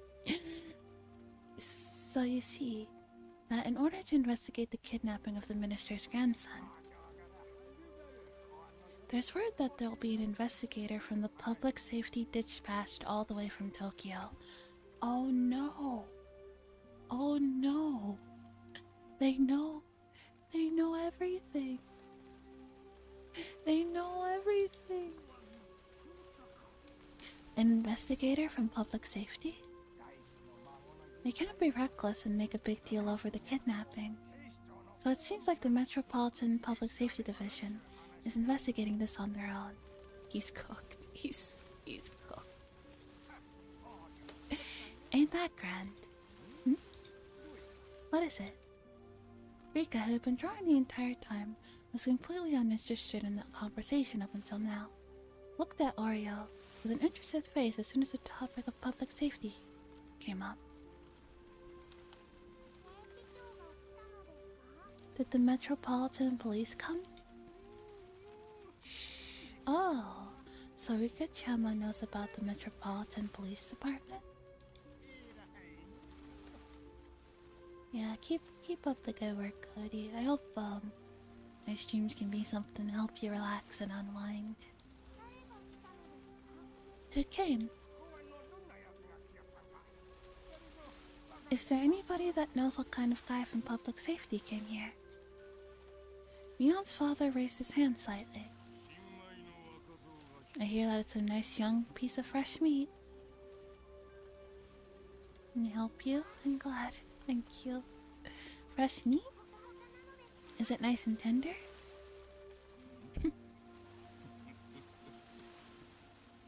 Why would he say it like that? He's making it sound like he's like they're gonna eat them. Which actually is very interesting because Hinamizawa's like history is that it used to be a village of cannibals. So so the fact that he said that is kind of interesting. The fact that he worded it like that. I'm gonna eat his family. Yeah, it is. Well, not like cannibals, more like a village of like man-eating demons. Yeah. And it's like rumored that the residents of Hinamizawa all have demon's blood in them. Yeah.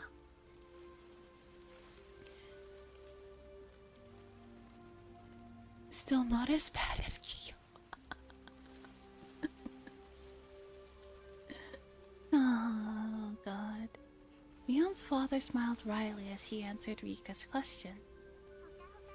Is this 18 plus? My streams are like 16 plus. Like, yeah, I swear I make, you know, silly jokes sometimes, but I wouldn't call myself an adult streamer, no. Tender and tasty. Yeah, you're only 15? Well, that's okay.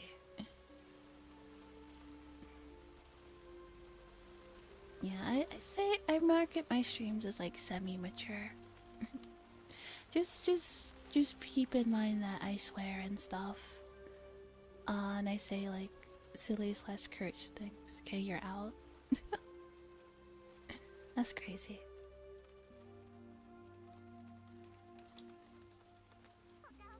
And doing tasty. Rika smiled with interest. That's weird. I'm not a lewd streamer. Leaves.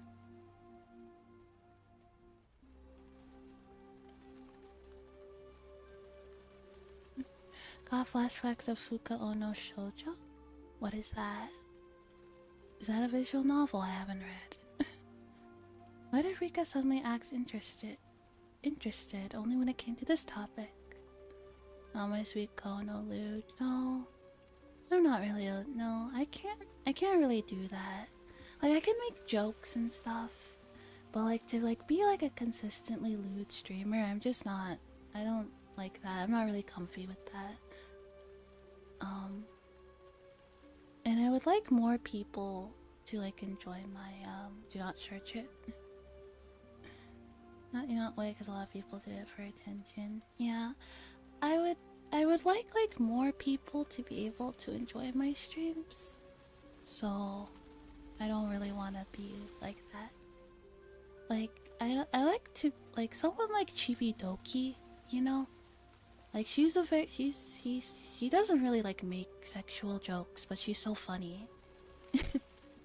I want to be like her.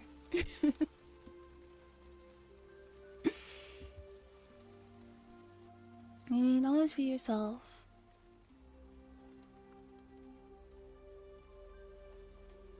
What's so weird? You only have 13, like 15 views? I have 15 viewers? That's actually a lot. I usually have like 4.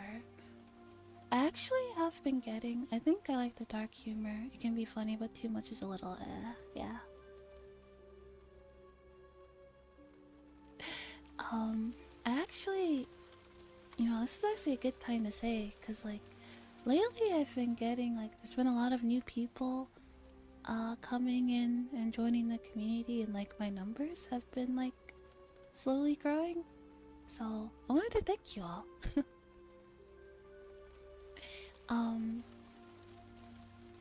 Yeah, it makes me really happy.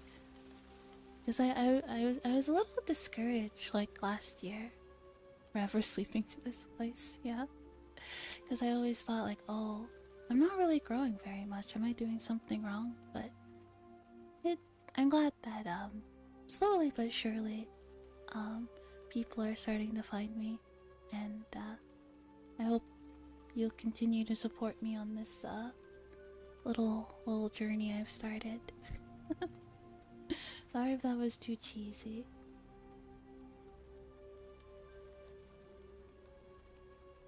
Make me sad when you become popular, interaction with chat comes a lot harder. I mean, most of people kind of lurk. I'm not really like a... I feel like even if I do get bigger, most people just be lurking. As I just like to listen to my voice or fall asleep to my streams. I wouldn't worry too much about that.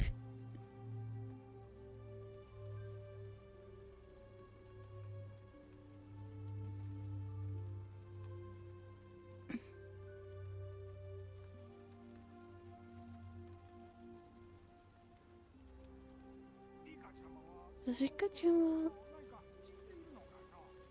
Rika-chama know something about this then? I don't know. After her rather flat reply, Rika buried herself underneath Oreo's futon again. Yes, hi, hello. Sandwich Mexico, thanks for becoming a pack rabbit. Welcome. What happened one day? You're bound to have hundreds of people watching your streams? Hundreds? I can't imagine that. It'd be nice though. When she buried herself there, Rika no longer started drawing again, and said she was making an expression like she was deep in contemplation. And you'll be here to see it all. Thank you guys. You guys are being really nice to me. I don't know how to handle it.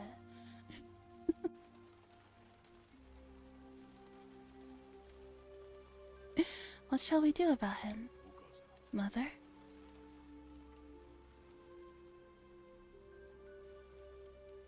Mion's mother posed the question. He had the type of uncouth expression on his face indicating that, given the order, he could snuff out the problem at any time.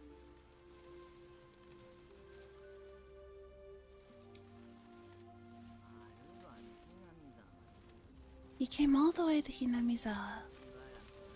Let him take it easy for a while. So you're saying we just let him go around as he pleases? Mion's father asked in response. Mario smiled thinly as he responded. Leave him alone. You know, it's actually kind of scary because, they could just, kill him and, shove him in a ditch anytime they wanted to. But the only reason that he's alive is because she said, don't do anything, just leave him alone. His entire life is at the mercy of this woman. But if he starts causing too much mischiefs, then... But if he starts causing too much mischiefs, when that happens, don't hold back. I don't enjoy being taken lightly. Uh-oh. Is what they talked about, apparently. It couldn't be that you're that fresh meat from the Metropolitan office, are you? It couldn't be. Yes, hi, hello. Seti Fleck, thanks for becoming a pack rabbit. Welcome in. A sensation of cold, bristling fear began to crawl its way up my back. This family council took place last night. In other words, yesterday. Oh, thank you for the hydrate.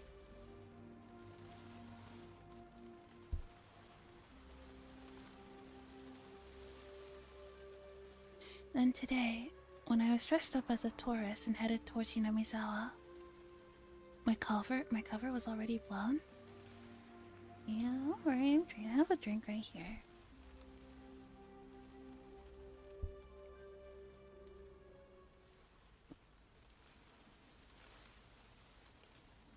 Thank you for the headset.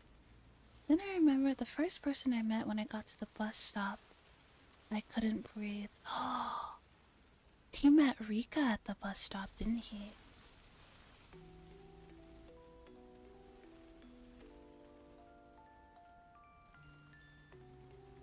The person the family council who expressed interest in the man being dispatched from the Metropolitan Police Office, Rika Furude. And then the person who was waiting for me the whole time in the bus shelter, Rika Furude.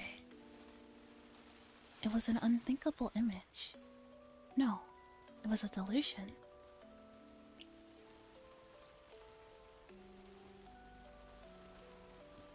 Yeah. Just a little stretch. Thanks for that. When we met at the bus shelter, did Rika-chan already know my true identity? Did she know that I was Akasaka, dispatched from the Metropolitan Police Department, and come to meet me? Then, including Mayor Kimiyoshi, every villager that I met, everybody knew and just pretended not to? Because Oreo had given instructions not to interfere? Thinking about it logically, it didn't seem possible. I met quite a number of people. If there's people who are good at acting, then there's people who are bad at hiding things. If there's that many people, then there should have been somebody among them who knew I was from the public safety and couldn't hide their hostility. However, I didn't feel any presence like that. But then, even still, why did Oreo tell them to leave me alone? Was it because if they were careless about it, it would only raise more suspicion?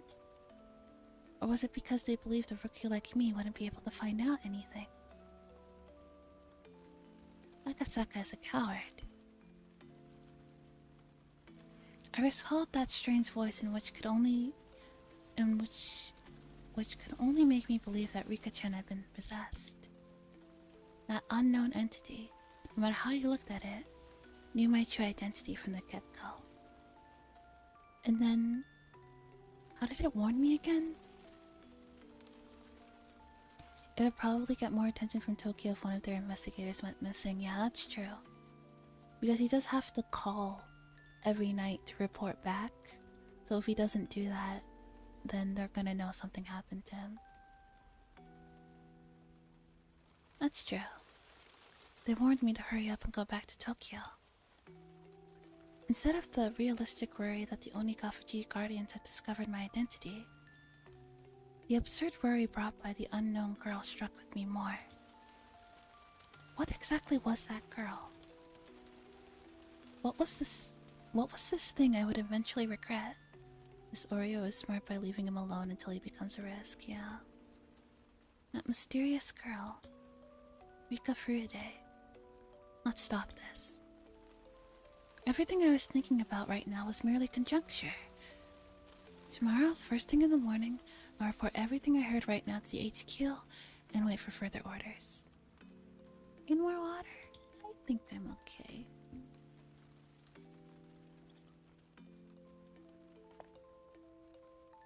Thank you. There's no mistaking that the possibility of the Onikafuji Guardians were related to this case was there.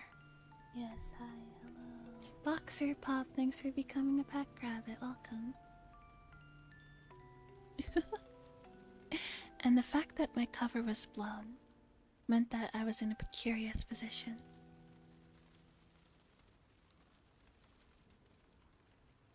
But as everybody in HQ was already extremely busy, they might not be able to spare the support. Is that everything?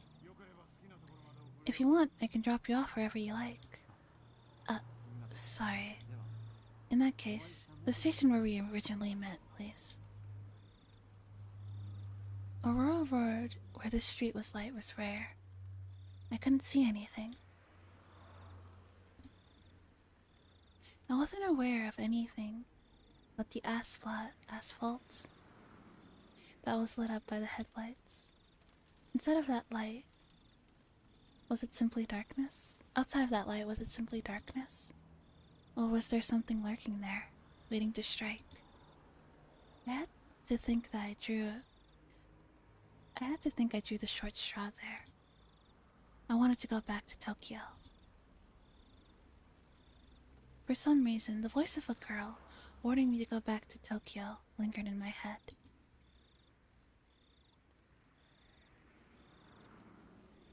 Okay, I'm gonna make some more tea. Because I feel like that'll be good for my throat to have like a warm drink. So I'll be right back. Oh, it's the end of the chapter too. Okay, I'll be right back.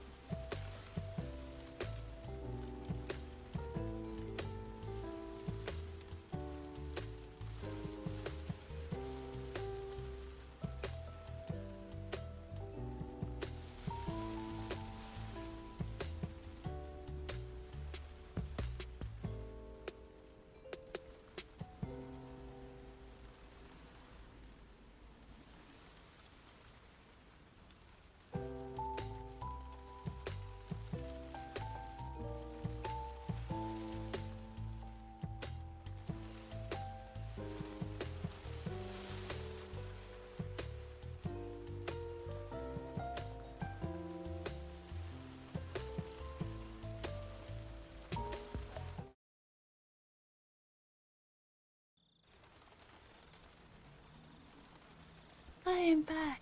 Yes, it's story time. Welcome in, Boxer Pop.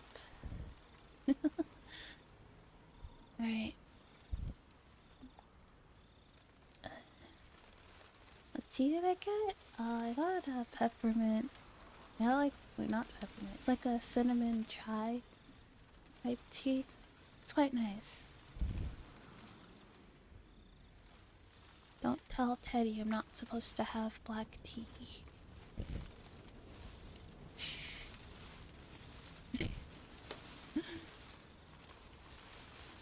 Alright, we got investigation, runs aground. What's in the box? Glint in the demon's eye.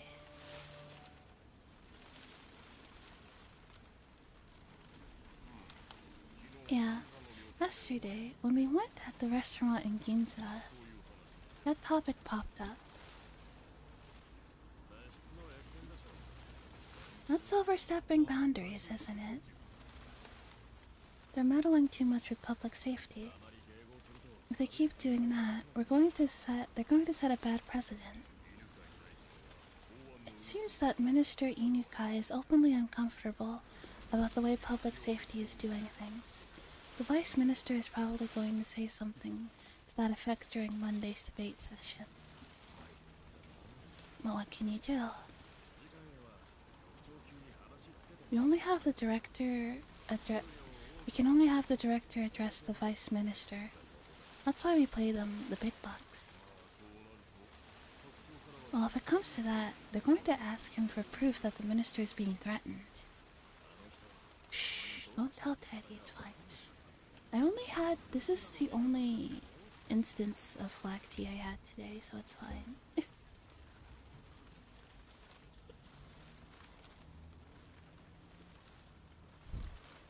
Same Higurashi as the anime? Yes! It was a visual novel before it was into an anime, yeah. Are you in the bathroom? No worries, I literally just got back. Sometimes I don't know what side he's on. If he's not on ours, then what? Well, he's probably getting some pressure from the minister. We'll probably just have to proceed with the investigation while he sweats it out in the vice minister's office, and buys us some time. He might get so wrung out to dry that all that will be left are dregs, though. Feels good, man. Nice little story. Yeah. So, how's the investigation going? All that you see leads I was pinning my hopes on turned out to be duds. Honestly, I'm at a loss. There are reports that the Hinamizawa Dam project has been showing up a lot lately in the minister's press releases. Well, what about that?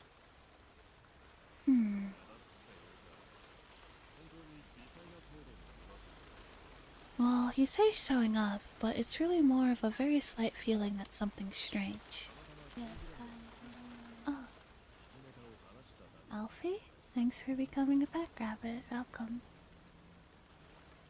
He just happened to mention it during his speech at the XX Prefectural Forum. So it just might have been something that he was mentioning because it was relevant at the time. If I remember correctly, any local organization there was protesting. A localization was there. There was protesting quite violently, no? The Onigafuchi Guardians? I think Akasaka-kun was investigating that. I think those guys could possibly be behind what's happening now. Even if we can't say there's anything overtly suspicious about them, it might not be prudent to remove them from the picture. Akasaka-kun reported in passing that he couldn't deny that possibility. And then isn't there merit in investigating them? We're going through everything with a fine-tooth comb, so if they're one of the suspicious groups that are left, we'll eventually have to. Well, they're not the only group we should investigate, right? If we're just talking about groups that are as suspicious as Onigafuchi, there's quite a few of them. You don't have the men, the time, or the money for it all. I'll try asking for more details from Akasaka-kun. I feel like we should pay some extra attention to this Guardians. He's reported that he's established a rapport with the villagers, so it seems like he's collaborating with the local police. Drawing before he came to the stream. I think I could be pretty okay artist background noise. There's something to put on while you like draw. Keep your contact with Akasaka-kun on the down low.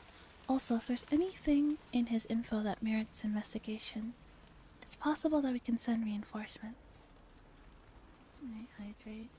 He is still a little hot though.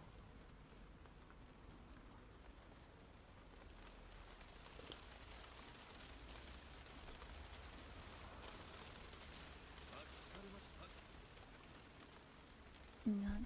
Got it.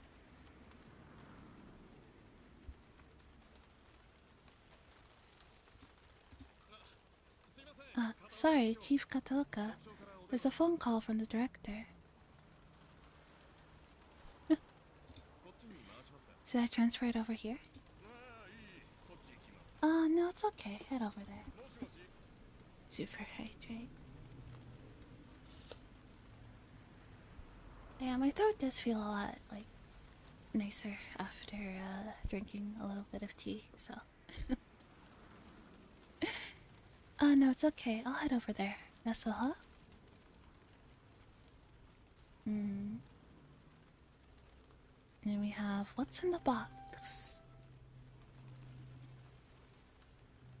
Yeah.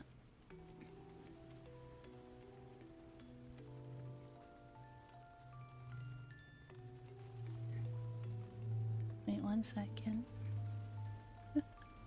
Okay, I got it.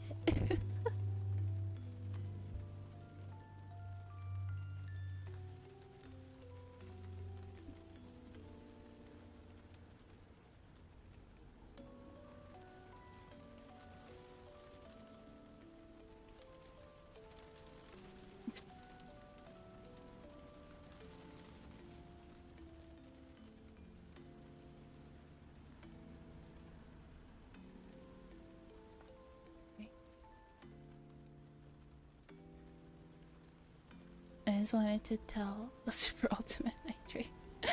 Yeah, I just wanted to tell Teddy about the what happened.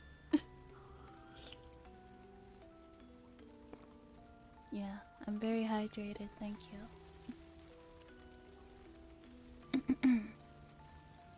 Do you believe that there are choices in life? There are many people who lament the following. If there only existed points in life where there were clear choices to make, we would be able to scrutinize those carefully and make decisions that would lead us to a better future. Every time I hear people lament as such, I cast it off as a rather trivial worry. Even if you were given a clear choice, it wouldn't be meaningful at all. There wouldn't be any such path to a better future. Is this hard to understand? Then, let's pretend that in front of you are two strange boxes. In other words, you have two clear choices. Do you open the red box or do you open the blue box? Red pill or blue pill? Matrix? Oh, hi, Prince. Welcome. A lot of things would be uncertain even with that choice, wouldn't they? If you don't have the point, yes, you have a question, I have an answer.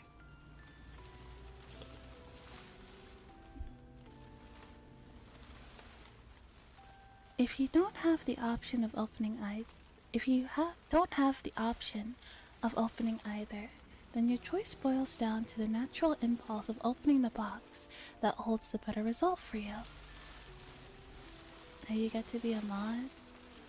I mean, I don't really need mods at the moment because I'm quite small. The auto mod does its best. I typically mod friends, no.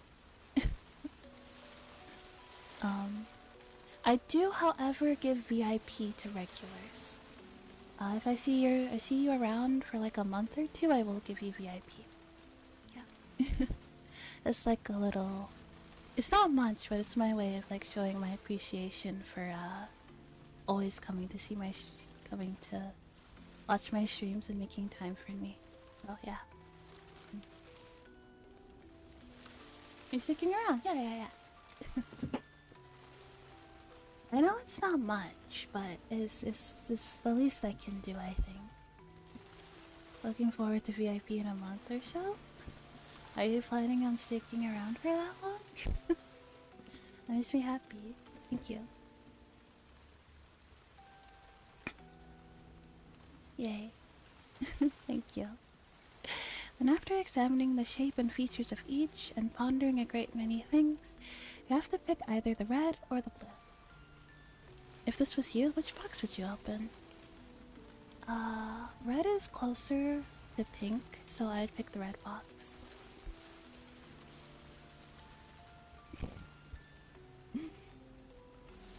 Red or blue? I'll bribe Teddy for early VIP.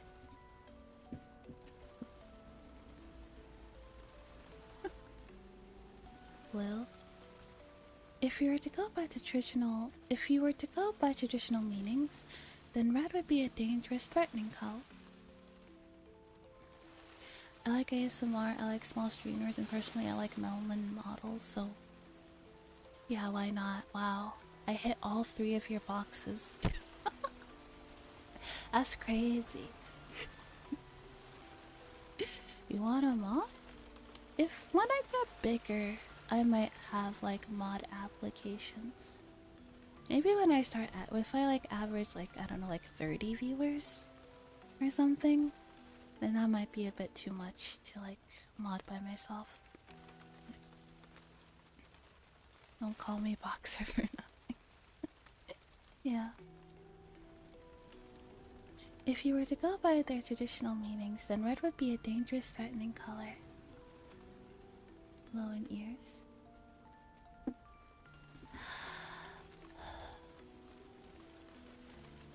Yes, hi,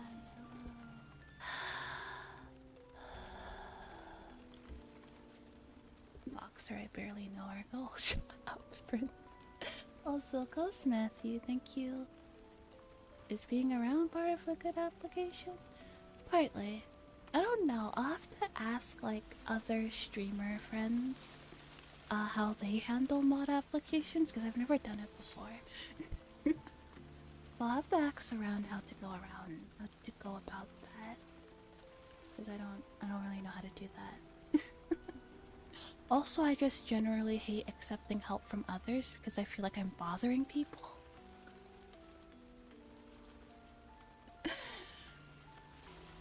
Even though I know like a mod's job is to help and they like volunteered to help, I'm still like, no, I'm being annoying by asking you to moderate my chat even though you offered to moderate my chat.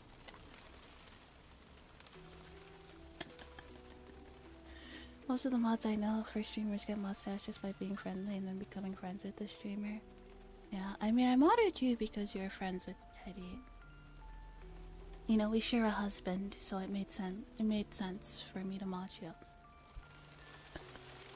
You wanna help me for free? No. Exactly, no. How dare you try to help me? Disgusting.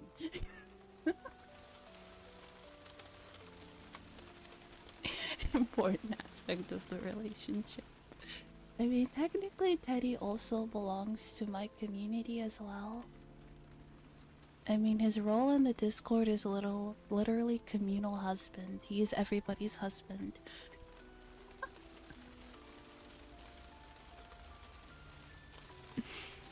Everybody. Hey, yeah.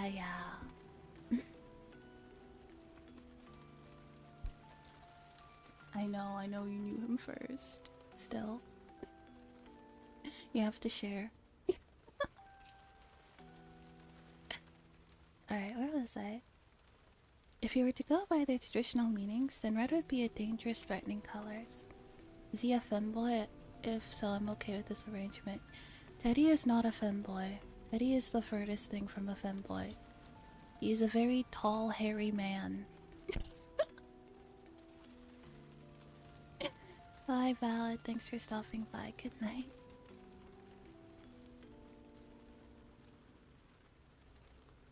I may not be the first, but I'll be Teddy's #1. Yeah. Yeah. He's a very tall, hairy man. I know. It's pretty the opposite of a femboy. I didn't take shit. I didn't take anybody from you. I didn't do anything.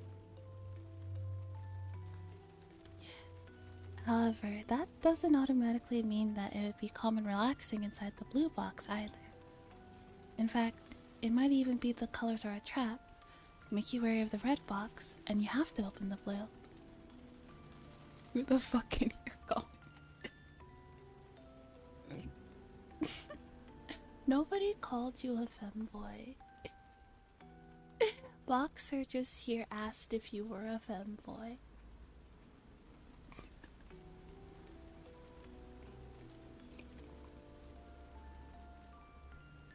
Jesus Christ, Prince, so needy. Just inquired. Yes, I said that you are in fact not a femboy and that you are a large, hairy man.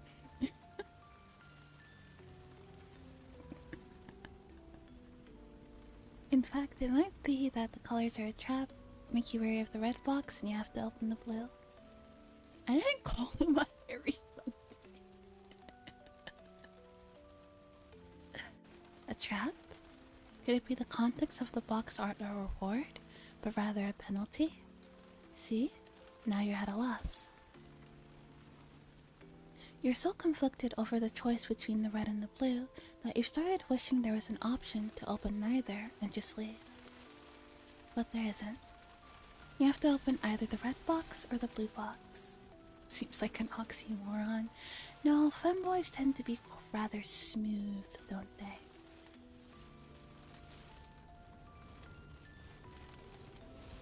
Oh, I forgot to say this, but if you choose one box, the other will disappear. So you'll never know the contents of the box you didn't open. I'll just put that rule at the end there for you. Now, why don't you choose? Red box or blue box? It's alright, you won't lose anything by picking either one. Come on now. Oh! We actually have to pick, okay. Which one should we pick, red box or blue box?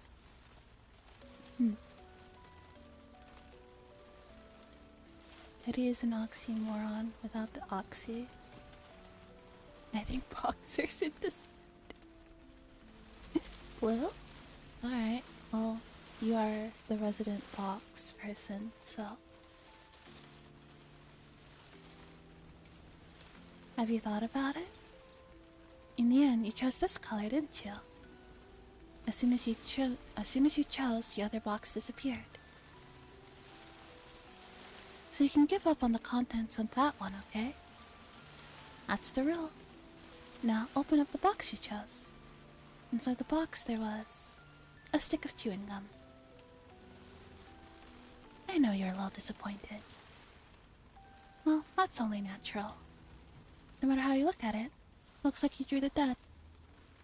The correct box might have a bar of chocolate. The correct box might have had a bar of chocolate in it for all you know. In fact, something incredible like a pair of tickets to Hawaii might have been in there. But even if you wanted to verify that, the other box has already disappeared. There's no way you can check now. Tickets to Poland. That'd be fun. But if you think about it from an optimistic point of view, this may be the other box was empty, and this box was the winner. Being satisfied, or perhaps not, with the cheap fries, you pop it into your mouth and start chewing it happily. So what do you think in the end? If you were given a second chance, would you try to open the other box? But unfortunately, the chance to choose between the red box or the blue box has come and gone, never to be seen again. The chance to change your selection will never come. Don't your parents often say every choice you make in life only happens once, so choose carefully? See? Choices aren't that great after all. Aren't you a little disillusioned now? What a fucking asshole. Piece of shit.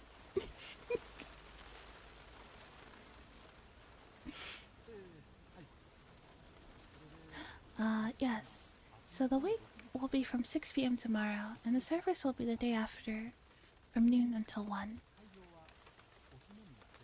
The venue will be at Okinomiya Ceremony Hall. Was that their way of saying I made the wrong choices in life? I don't know. It felt like they were throwing shade. It felt like a read. Frankly, I'm not. I feel insulted. I feel like I've been made fun of.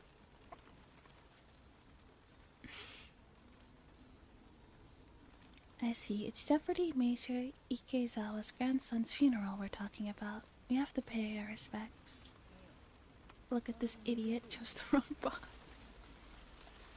I don't know. I mean, I could have if I wanted to. I should have just like did like a quick save. And so we could see what was in the other box. Plot twist, both of the boxes have a stick of gum. Yes, come see. I could have done that, but I guess that would have kind of like defeated the purpose. Like the whole point of that is that like usually quick save before the choices, yeah. Like the point of that. But like I guess the point was like you only get to choose once, and once you choose, that's that. So there's no point in like I guess basically the whole point of that little thing was like there's no point in thinking about like what you should have done or what you should have chose because like the time to choose has already passed. So like you, it doesn't matter.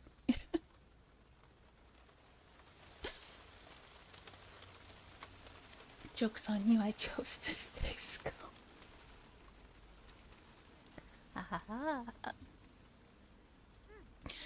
Okay, got it. Should I wear morning clothes?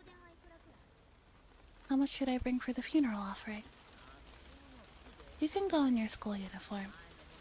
Make sure you button it up properly. For the money, 50... No, 100,000 yen. They've done a lot for us. Mion quietly whistled in awe at the exorbitant amount of money her grandmother was offering. Ikezawa-san's been a prudent person ever since his days as the head of the Okinomiya Municipal Office. Even if those government types paid me a visit, they'd always stay outside. But whenever I offered Ikezawa-san a cup of tea, he'd come inside and carefully listen to what I had to say. He always lent a proper ear to what people had to say. Others should learn from a person like him.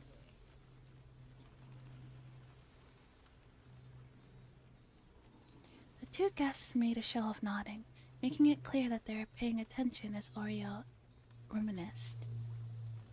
The sight of them trying not to get on Oreo's bad side was humorous enough to elicit laughter from Mion occasionally. How young was Deputy Major Ikezawa's grandson when he died? 11 years old apparently. Oh, that's awful.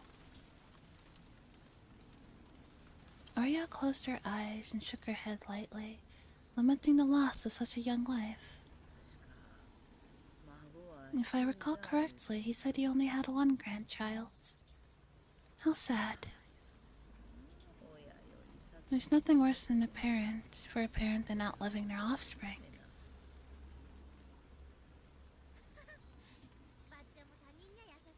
You're really nice to other people, Granny. If Shion or I died, would you be this sad? If you don't know, you probably don't.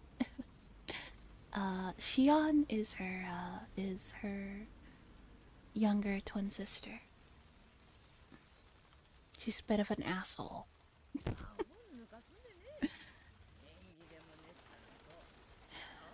Don't be stupid. Saying something like that is bad luck.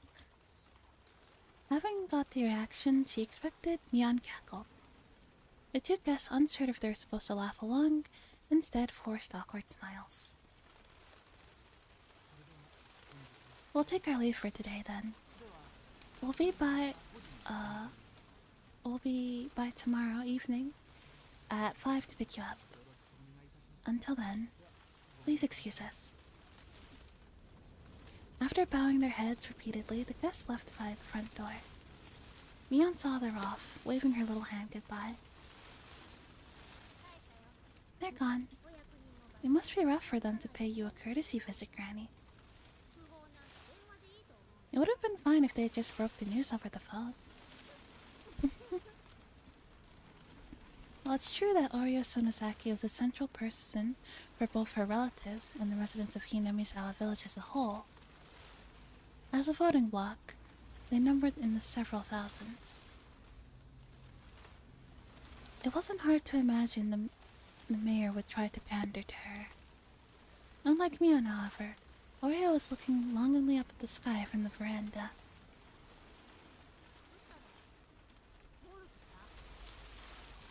What's the matter? You going senile?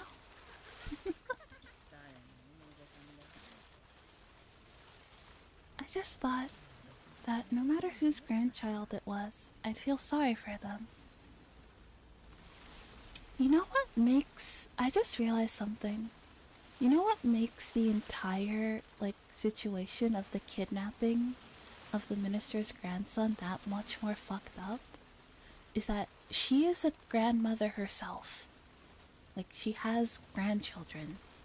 So, she knows how, painful and awful it would be if someone kidnapped her granddaughters, but she's fine to do it to somebody else's. Isn't that fucked up? I just realized that.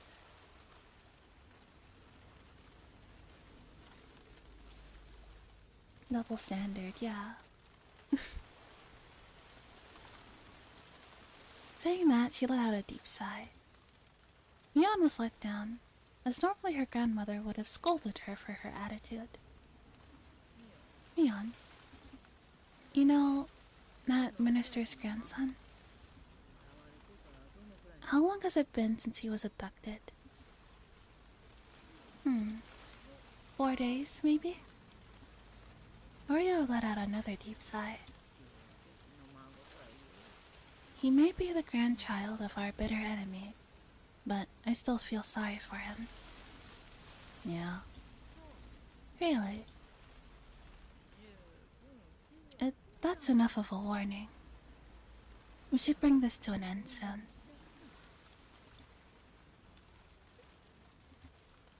The playful expression drained from Mion's face, leaving behind a stern one. And as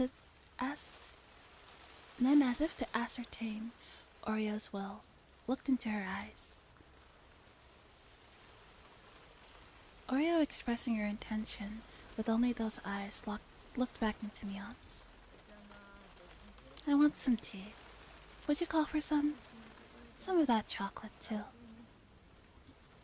Mion gave a small nod, then turned around. Himiko-san, are you there?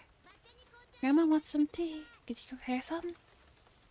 From far away, a voice responded in the affirmative. Mion, after confirming she'd been heard, picked up the phone and began dialing. Hello. This is Mion.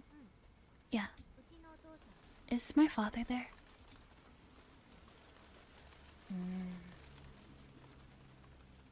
I'm not sure what they're planning on doing. But that's the end of that was Higurashi. Yeah, that was chapter 3. So okay.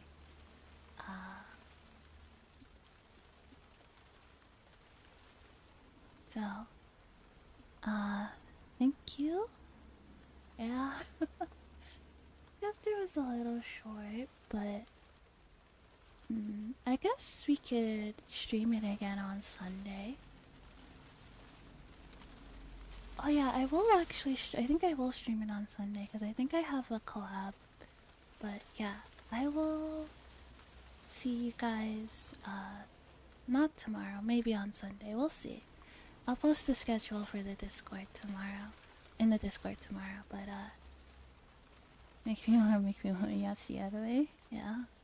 But oh yes, the Discord. Discord. There you go. But yes, I will see you guys either Saturday or Sunday, not sure. And thank you all for hanging out with me today, for everyone who followed and everything. I had a lot of fun, and yeah, I'll see you guys. Yeah, I'll see you guys later.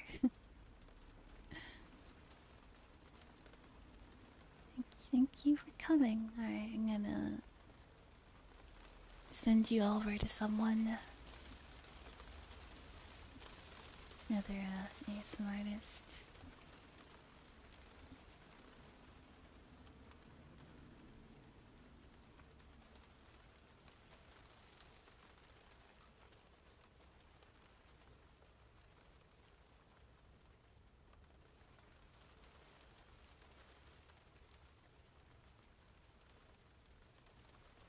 See you later.